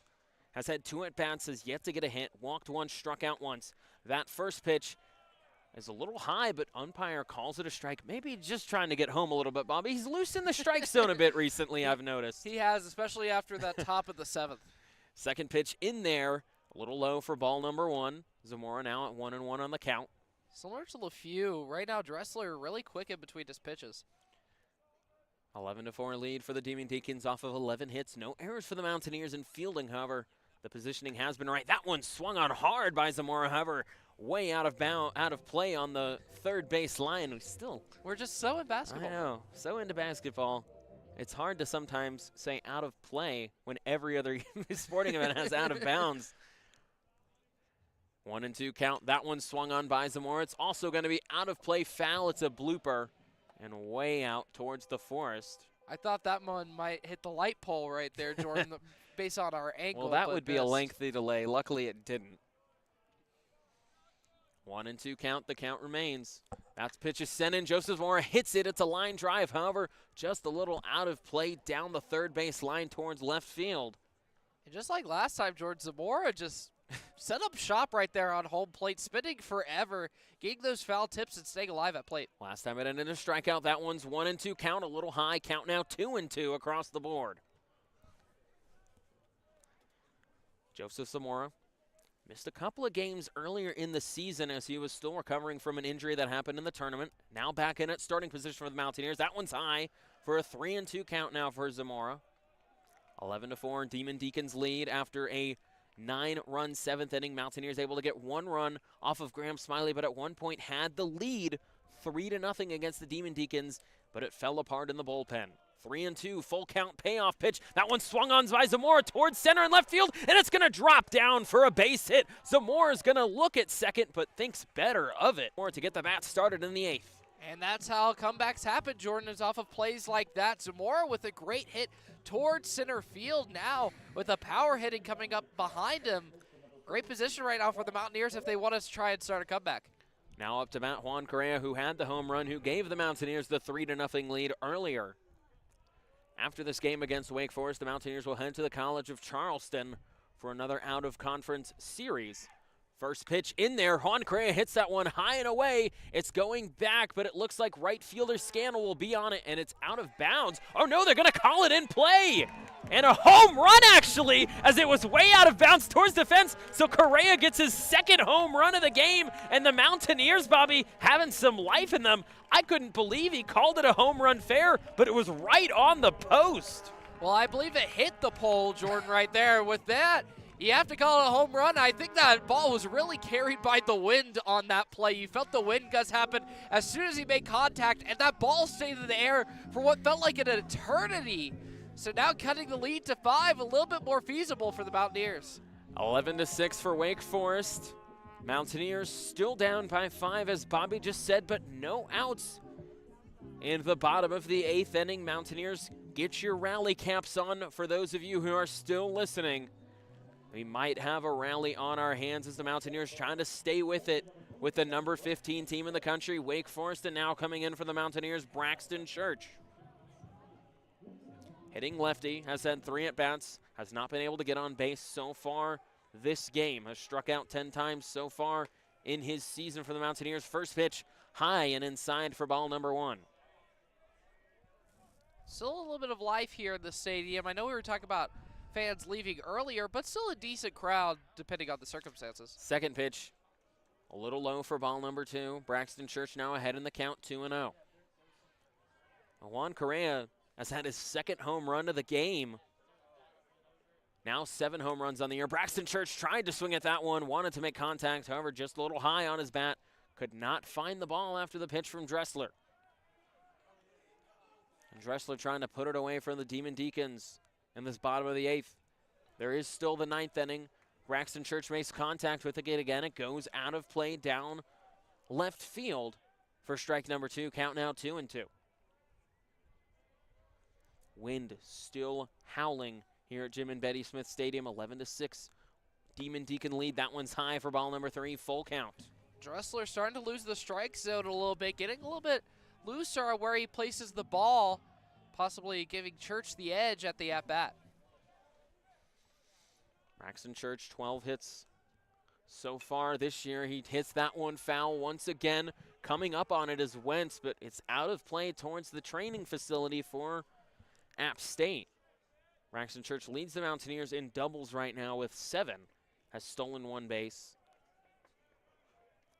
And so far hasn't struck out this whole game, but has put the ball in a position where he has been out. And that one's hit towards center field. On it is Conrad, and he'll not be able to make the play as it bounces up on him. Maybe just fell a little in front of it, and Conrad wasn't able to make the play, Bobby. Conrad, I think if he really wanted to dive out and make a sliding play, could have gotten the out on there, Jordan. But I believe Wake Forest, rightfully so, is playing a little bit more conservatively to not risk injury or anything else. So great play right there from the Mountaineers, so they'll keep it rolling. And we're going to get a little meeting at the mound for the Demon Deacons. Looks like we're going to have a pitcher change as we see someone coming out of the bullpen for Wake Forest. They still lead 11-6 versus the Mountaineers. And when we will indeed get a pitching change, as Dylan Moquin will be back in for the Mountaineers, as Jonathan Schwerb came in as a pinch hitter one time, but now Moquin back in the game for the Mountaineers. Still down by 5 versus Wake Forest. Still trying to see who's coming in for the Demon Deacons. Looks like it's going to be number 15, Nate Wysong. And he'll try and close it out for them here in the 8th inning. Possibly the last pitcher, but I keep saying that, and they keep bringing in 5 more. So we definitely have seen a lot of pitchers here in today's game, Jordan. So we'll see how it progresses, if they'll have to make the substitution or if they'll be fine with Wysong. So substitution for Wysung. We'll take a quick break as he warms up, and we'll have more information in baseball action here on 90.5 WASU Twitch.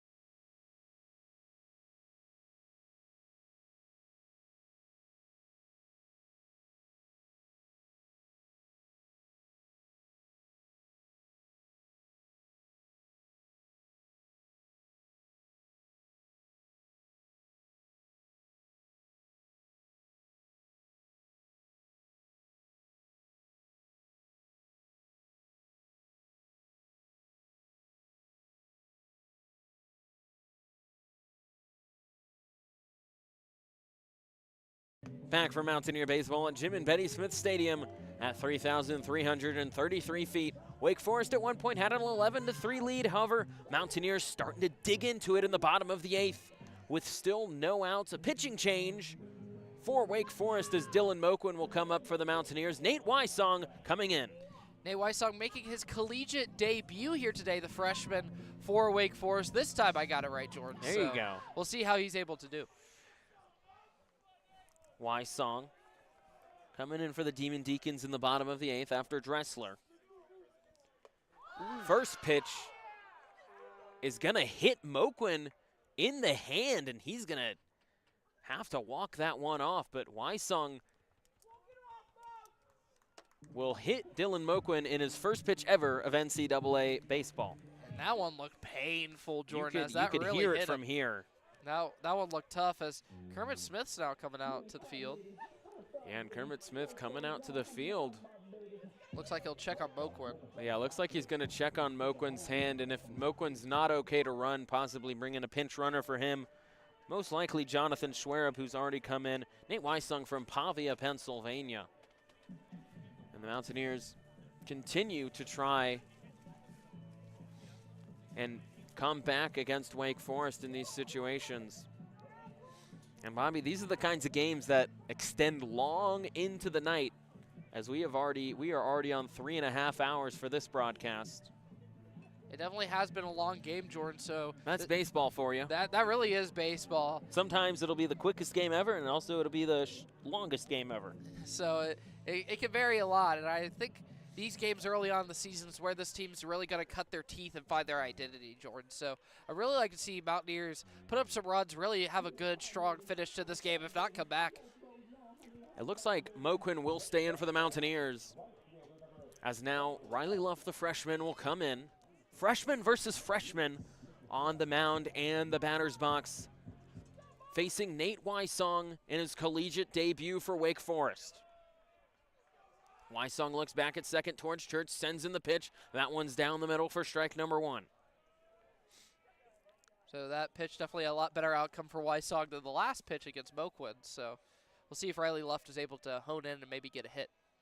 Righty against righty for Wysong. He sends in that second pitch. It's a little inside towards left and low for ball number 1, 1-1 count. And the thing is, Jordan, if Luft is able to get a walk or even able to get on first base, the bases are loaded, so it makes this game really interesting. Riley Luft sets up in the batter's box, 1-1 count. That one's way outside for ball number 2, 2-1 count. Excuse me, folks. Getting a little yawns here.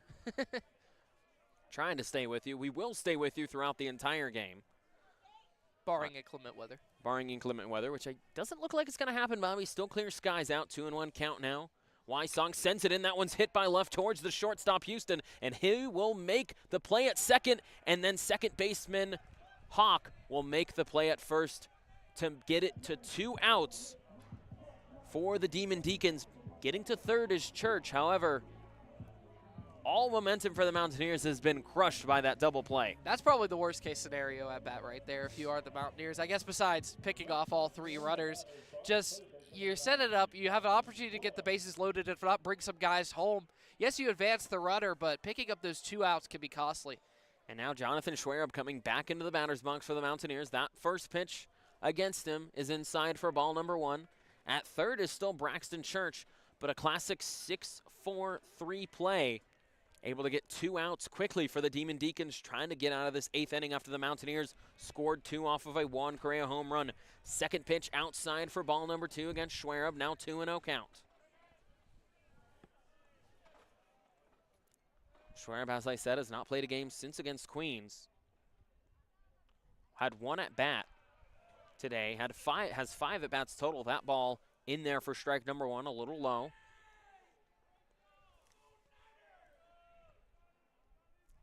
Here comes the 2-1 pitch. That one outside for ball number 3. So now behind in the count, you'll see Wysong try and probably put something a little bit closer inside. Now Schwerup can have his pick on what pitch he swings. Wysong in his collegiate debut trying to get out of the inning. Makes Schwerup swing and a miss. It's 3-2, full count now. That was a really nice pitch right there from Wysong. Looked like it cut across the zone almost, and Schwerup just got put in a blender. Schwerup still looking for his first hit of the season. That one's hit towards center field, towards Conrad. However, he's under it to make the play.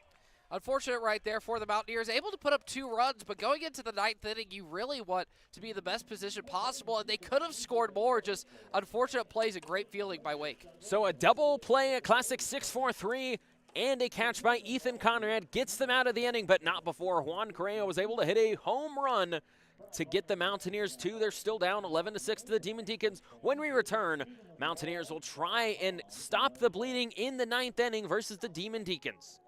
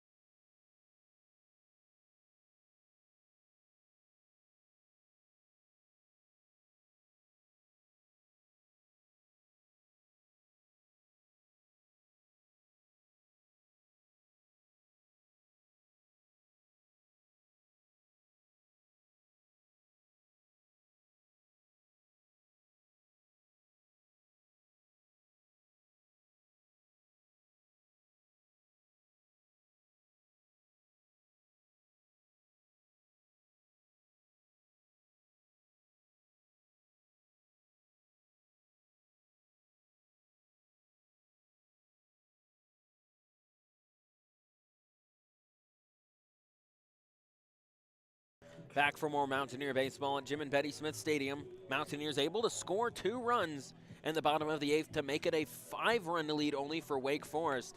But that wasn't before the Mountaineers had a 3-run lead at one point versus the number 15 ranked Demon Deacons.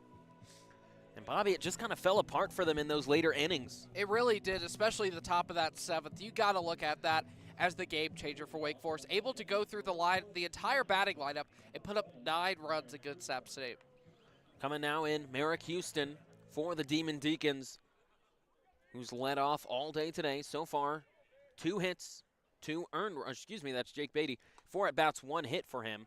First pitch by Beatty in there for strike number 1. And right now, App State, if they want to try and come back in the bottom of this 9th, they just got to completely shut Wake out. Has walked once. Merrick Houston facing Beatty. That pitch is way down low for ball number 1. Count now 1-1. Merrick Houston so far batting .407 against the Mountaineers, who were looking to beat Wake Forest for the first time since 2020. That third pitch inside for ball number 2. 2-1 count for Jake Beatty, who has pitched 1 1/3 inning for the Mountaineers so far. Relieved 9 times last time. That pitch low and inside for ball number 3. 3-1 count. And that's not where you really want to be as a pitcher in any situation, but especially right now. Behind in the count 3-1, you really got to hone it in if you are Beatty. The lights are now fully on at Jim and Betty Smith Stadium. Jake Beatty sends in the 3-1. It's swung on and missed by Houston. That is a great pitch right there from Beatty, placing it right where Houston isn't ready, and he just completely chops at it, evening up the count at a full count. Here comes the full count payoff pitch. That one's a little dribbler, and it's actually just fouled off into the ground. Count remains full. 3-2 count for Jake Beatty. Facing the top of this Demon Deacon lineup now.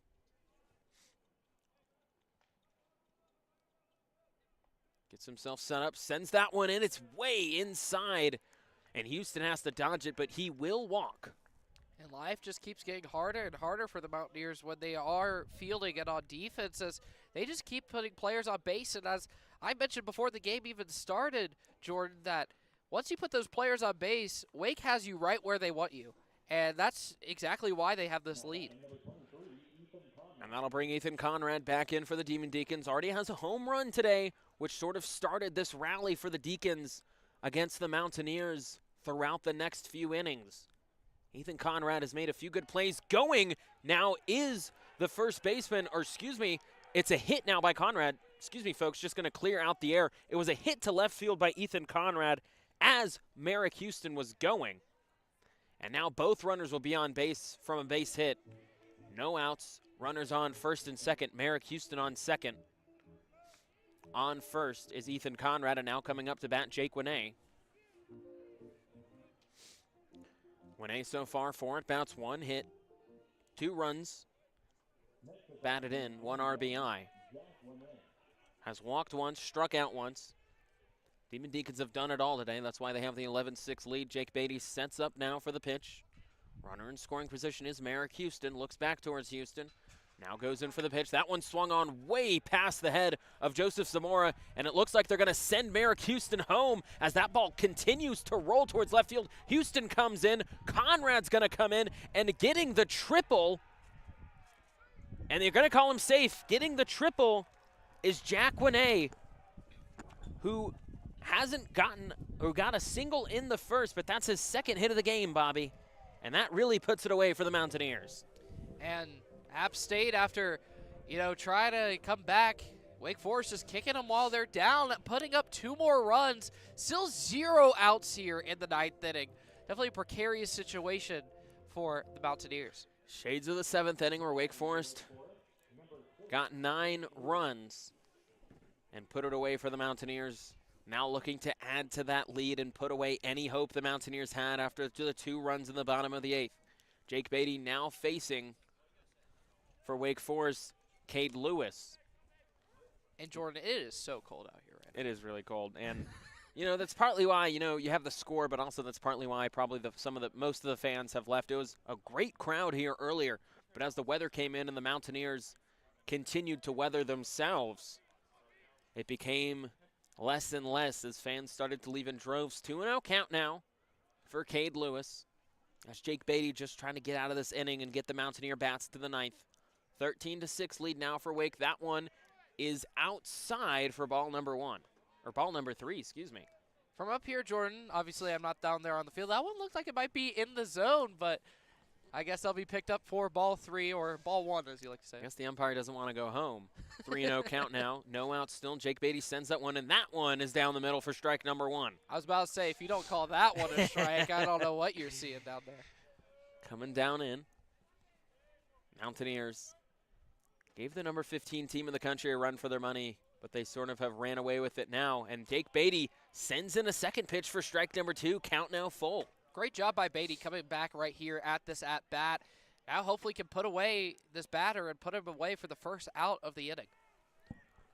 Full count now for Jake Beatty. Sends in the pitch. That one swung on foul way out towards the Greenwood Trail.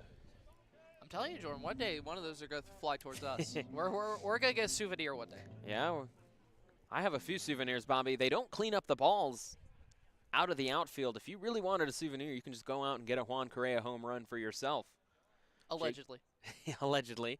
Jake Beatty, 3-2 count. That one swung on again, and that one's going to be out of play again towards the forest, and it gets a little eerie out here at night, Bobby. You have the lights, and then the forest just completely is covered in darkness after that. Especially right now in the wintertime, with all the leaves off of the trees, it looks really spooky. I wish we would play 1 or 2 fall games here in Jim and Betty Smith Stadium, because it gets really pretty up here when those leaves turn brown and orange. Full count for Jake Beatty trying to get the first out. That one is high for ball number 4. And walking is Cade Lewis. And that's just unfortunate right there. Loading up the bases on the corners, still have second base wide open, but you come back in that series at the at-bat, you have a couple foul balls, and then you ended up walking them. So you just up your pitch count, and now we'll see a meeting at the mound. Now we'll see a meeting at the mound with Kermit Smith. The Mountaineers, an unfortunate situation, Bobby, but I want to look more towards the future. You have the series at the College of Charleston. You have a couple more out-of-conference games. You face UNC Charlotte. I believe it's over spring break. I will be on that game, but I'm not sure the exact date. But you do face UNC Charlotte, and then you sort of start to get into conference play. But what have you seen from this game that you've liked from the Mountaineers so far? As it looks like we will be getting a pitching change in the last minute here for the Mountaineers. Some fresh arms to try and get out of the 9th inning. Well, I was trying to figure out who that is. What you were asking me about, Jordan, is what I really liked was those first 6 innings. I thought Mountaineers were doing a really great job of bending and not breaking. Yeah, you gave up 2 runs in the top of the 5th, but outside of that, you were playing a really clean game of baseball. Even though you were putting guys on base, you were doing a great job on the pitching end of putting guys out of the inning and getting those outs and cleaning it up, and then not giving up on the hitting end. That's been true the entire game, that Mountaineers, even though that they weren't starting off the hottest from the bats, they're now still up to 6 hits and 6 runs. So they're doing a great job offensively. Just some of that defense, especially in the top of that 7th inning, just has been a little bit poor. So Carter Boyd will come in for the Mountaineers to relieve us and probably close out the Mountaineers, who are down 13-6 to the Wake Forest Demon Deacons. We'll be right back here on 90.5 WASU YouTube.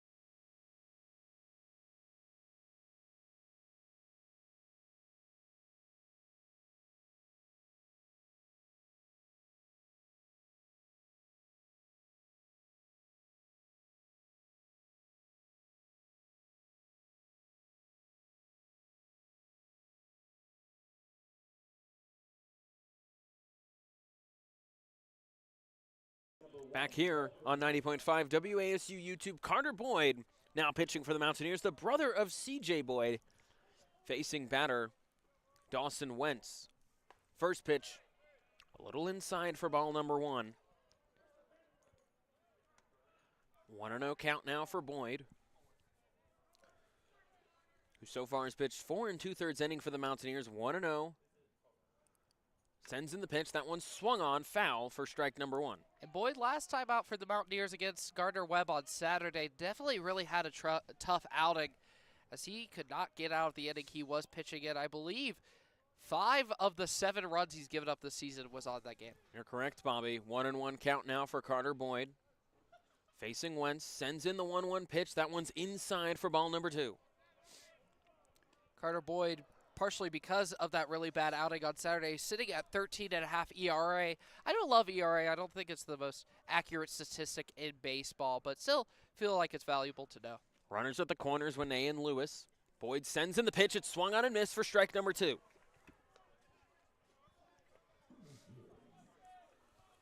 Two and 2 count now for Carter Boyd, trying to get the first out in the top of the 9th inning.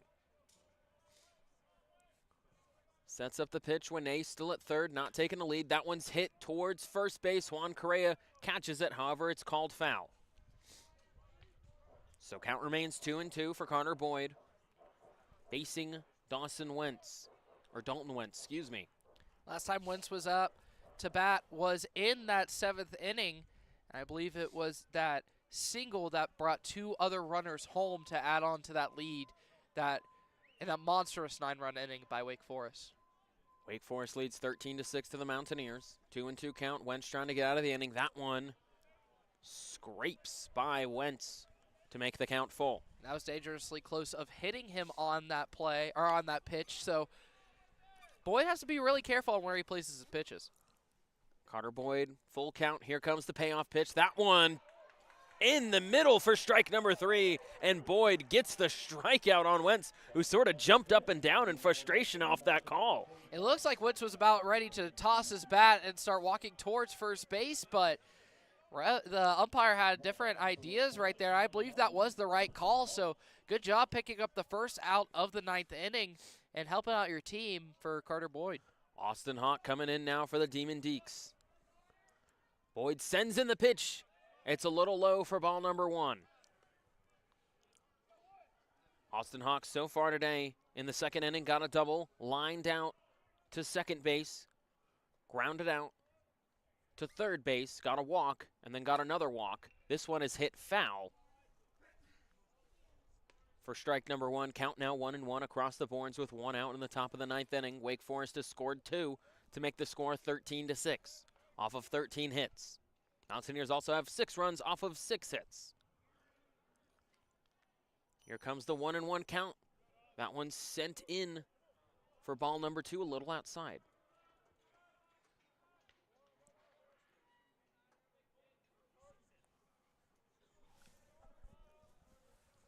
Two and 1 count for the Mountaineers. He sends it in. That one's hit foul for strike number 2. So now the count evening up right now for Austin Hawk. Mountaineers really need to capitalize. You have runners on the corners. You have to be really safe. You don't really want to put any precarious pitches across the plate and risk the Demon Deacons extending this lead by even more. 2-2 count. Boyd sends it in. That one's hit towards third. Making the play to third is Schwerb, and then missing the throw is Zamora. So they will get an out, but then the ball will go out of play. Well, even worse, Jordan, Jack Winney was able to run home for Wake Forest, adding another run to this lead. So Wake Forest just keeps it piling on. 14-6 now the score for the Demon Deacons leading the Mountaineers. 2 outs now in the top of the 9th. Carter Boyd just trying to get out of it. As I said before, brother of C.J. Boyd, who played for the Mountaineers last year. And now coming in for the Demon Deacons, Matt Scannell, who came in mid throughout the game in right field. Carter Boyd's first pitch sent in there for strike number 1 down the middle. That had some heat behind it. You could tell Boyd is trying really hard to close out this game for App State and give them somewhat of a hope to come back in the bottom of the 9th. 0-1 count now for Carter Boyd. Now there's a little bit of a delay within the game as we don't know what's going on because third base coach just talking to Scannell. Well, not quite But, sure well, what it might be. Now he stops, but that was an interesting situation. Definitely a weird one indeed. There's been a couple of weird stoppages in this game. I'm not 100% sure why. Well, that's baseball for you. 0-1 count with 2 outs now for Carter Boyd trying to get out of the inning. Wake Forest leads 14-6 against the Mountaineers. That pitch is sent in there for strike number 2 down the middle. And now Carter Boyd, one strike now away from getting out of the top of the 9th and bringing the Mountaineer bats back into play. Sends in the pitch. That one's outside for ball number 1. I believe that Carter Boyd, not C.J. Boyd, I'm used to saying that from last year, can really have his pick of any pitch he wants. You know, you're ahead on the count. You can really just pick whatever you want to throw. 1-2 count. That one swung on, foul. Count remains 1-2. And after that pitch, nothing changes because the count remains the same. Really, Carter Boyd can just pick his favorite pitches what he thinks he's going to find Scannell off guard with. So right now, Boyd seems pretty comfortable on the mound as he's trying to close out this inning. Carter Boyd trying to close out the 9th for the Mountaineers. Get their bats in play, possibly get a rally. That one's hit right out of play by Joseph Zamora. And the rally will continue for Wake Forest as Hawk will make it to second and Scannell will get a nice base hit. And that's just heartbreaking if you are App State. You're finally starting to get out of the inning. You see the light at the end of the tunnel, and then you give up the hit to right field now with a whole new batter up to bat. And now coming in for Wake Forest for the first time, Salvino coming in, the left fielder. Hasn't hit a lot, 4 at-bats so far in this season for Wake Forest. Bats righty, has struck out twice too. A 0 batting average, but a .429 on-base percentage, has yet to get his first hit this season for Wake Forest. It seems like Wake Forest is really trying to rest some of their bigger players in this game, especially towards the final stretch. They really don't want to risk injury. 1-0 count for Wake Forest. That one is outside for ball number 2. Salvino from Charlotte, went to Charlotte Catholic, transferred from Washington and Lee. Now plays for Wake Forest. As Boyd looks back towards second, now sends in his pitch. That one is outside for ball number 3. Braxton Church thought about throwing it to first towards Scannell, however, thinks better of it. Scannell had to dive back to first. Now the count 3-0 for Boyd. I think he may have been able to cut off Scannell if he made the throw, but I believe App State doesn't want to really risk anything and make a bad situation even worse. Count 3-0 now. 2 outs in the top of the 9th. Boyd trying to get out of the inning. That one is outside for ball number 4, and the bases are loaded after a walk for Salvino. And we've seen this story before in this game, Jordan, where App State just keeps letting him get on base, and then you start putting up these power hitters from Wake Forest, it could become a really dangerous combo. So bases loaded for Wake Forest. Hawk on third, Scannell on second, Salvino on first. And now coming in for Wake Forest, Keenan, who replaced catcher earlier today for Wake Forest. I can't remember right now. It's been a long day, but Keenan replaced the catcher for Wake Forest who started earlier, and that pitch is low for ball number 1. I believe you remember Matt Conti. That's who it was. Yes, Yes, it was. You are absolutely right, Bobby. 1-0 count for Carter Boyd. 2 outs in the top of the 9th. Wake Forest leads 14-6. Facing Jimmy Keenan. That one down the middle for strike number 1. That one's a no-doubter right there. Really, Boyd just has to keep throwing those types of pitches across the plate, keep him out of reach from Keenan, but it seems like Keenan is pretty content with keeping the barrel on his shoulder. 1-1 count with 2 outs in the top of the 9th. Carter Boyd closing it out for the Mountaineers, who are down 14-6. That one, a little check swing called, but it's called a ball. 2-1 count.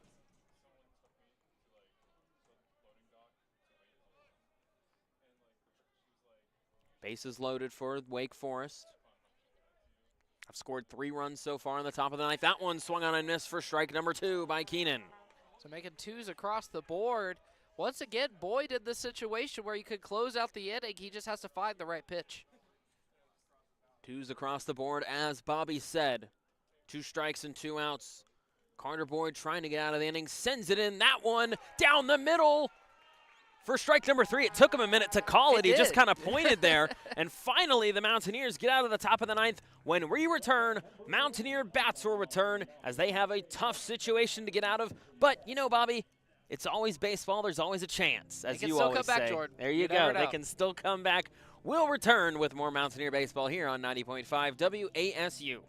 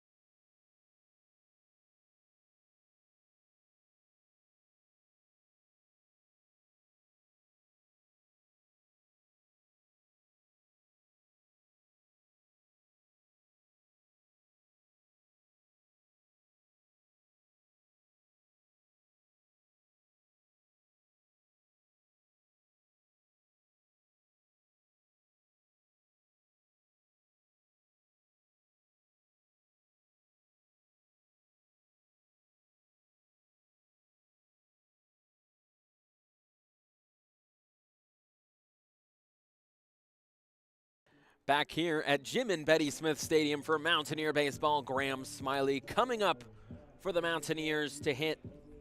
It's been a long day, Bobby, hitting 4 hours now on the game. Mountaineers at one point had a 3-0 lead against Wake Forest. They tied it earlier and then scored 9 runs in the 7th and then 3 runs now in the 9th to make it 14-6. The Mountaineers have a lot of work ahead of them if they want to complete the rally. However, more than likely going to be hard, as Nate Britton now making his debut today, not for the season. He pitched 1 inning before for the Demon Deacons. Common mistake, as the first pitch is ball number 1. Second pitch is in there for strike number 1, and the count now 1-1. Graham Smiley so far walked once, struck out once, and then hit a home run. And that was what started the rally to make the Mountaineers get a little bit of momentum going in. However, it was close but no cigar, as the Demon Deacons have once again brought the lead up to 14-6. That one is down the middle for strike number 2. And now count 1-2 for Graham Smiley. And Jordan, Mountaineers are going to need a plethora of points, just like the amount of options there are at Cookout. Yeah, Cookout's a really good option. 1-2 pitch here. Graham Smiley swings and misses for strike number 3, and that'll bring one out. What's your Cookout order, Bobby? What's your go-to from Cookout? Well, it used to be, Jordan. It was always the chicken strip tray with Cajun fries and onion rings. But I've recently been put on to the cheese bites. That's why I've been really. Yeah, I'm a big cheese bites fans myself. I like cheese bites. You know, to our one viewer listening, maybe type in the chat what's your favorite Cookout order. Whoever you are, your one viewer. We had 11 viewers at one point, possibly more. And like the Mountaineer fans, they've sort of drawn out. Fitzgrace Ellen Callahan, hello. But with my milkshake, I usually get a Reese's. That's my favorite. Tyler Figueroa up for the Mountaineers. 0-1 count now after a foul ball. Pitches in by Britton outside, or excuse me, calls it a strike, and now you can start to see you might want to get home, Bobby. And the pitching is getting smoky, just like the barbecue sandwich I cook out as well. Yeah, you know. 0-2 count. Now facing Figueroa. That one outside for ball number 1, count 1-2. And that one was a little bit borderline. I wasn't quite sure on which way he was going to call, but yeah. Figueroa facing Nate Britton, who hasn't played yet today. Figueroa hits that one high towards right field. Scannell is going towards it, and he'll make the play for the out. And somebody's blowing a trumpet here in the stands every time the ball goes up. Is that Ben up. down there with the trumpet? Might be Ben. I'm not quite sure who's doing it, but every time the ball goes up for a pop fly for Wake, or for Wake to catch, it's up being blown on the trumpet. And now 2 outs for the Mountaineers in the bottom of the 9th. And now, Bobby, Tyler Lichtenberger up to bat now for the Mountaineers. Was hit by pitch twice and then grounded out to second in his next 2 at-bats. 2 outs now. Tyler Lichtenberger hits that one hard towards the third base line, out of play. 1 strike now for Lichtenberger. I think I'm going to go with the Cajun fries and cheese bites. I'm going to go with the Cajun fries today, Bobby. I like that idea. What about the cheese bites?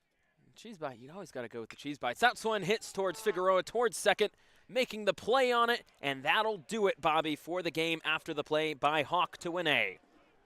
And unfortunate showing out for the Mountaineers today, especially at the top of that 7th inning. I think that's what really cost them in this game today, Jordan, against Wake Forest. But there's still some positives to bring up from this game. You were able to get a decent amount of runs on the board with 6. You had no errors, which has been a consistent issue for App State. Played a pretty clean game. Fielding-wise, just the pitching wasn't all there at some points and just gave up too many walks and too many runs. Mountaineers fall to Wake Forest, number 15 team in the country, 14-6. Wake Forest improves to 11-3. Mountaineers fall now to 500 at 6-6. Wake Forest 16 hits. Mountaineers 6 hits. No errors for both teams, as Bobby just said. And Bobby, I want to make one point here. I mentioned this on Sports Wrap, but you have the starting pitching for the Mountaineers, and then it seems like in the bullpen it kind of gets away from you sometimes in the middle of these innings, and that's exactly what we saw versus Wake Forest. Oh, for sure. I believe that's the main reason that App State lost this game today, was because of the bullpen today. Not to just talk what they we're not doing. at all. Not at all, but just you came out there, and I think going up against such a powerful team in Wake Forest, it really exposes your weaknesses on the pitching end. I think that's what really cost them the game, and they really got to clean it up once they get hit that conference play in a couple weeks. So that'll do it Here from Jim and Betty Smith Stadium, from Jordan Luker, Bobby Phillips, we hope you have a great rest of your night, folks.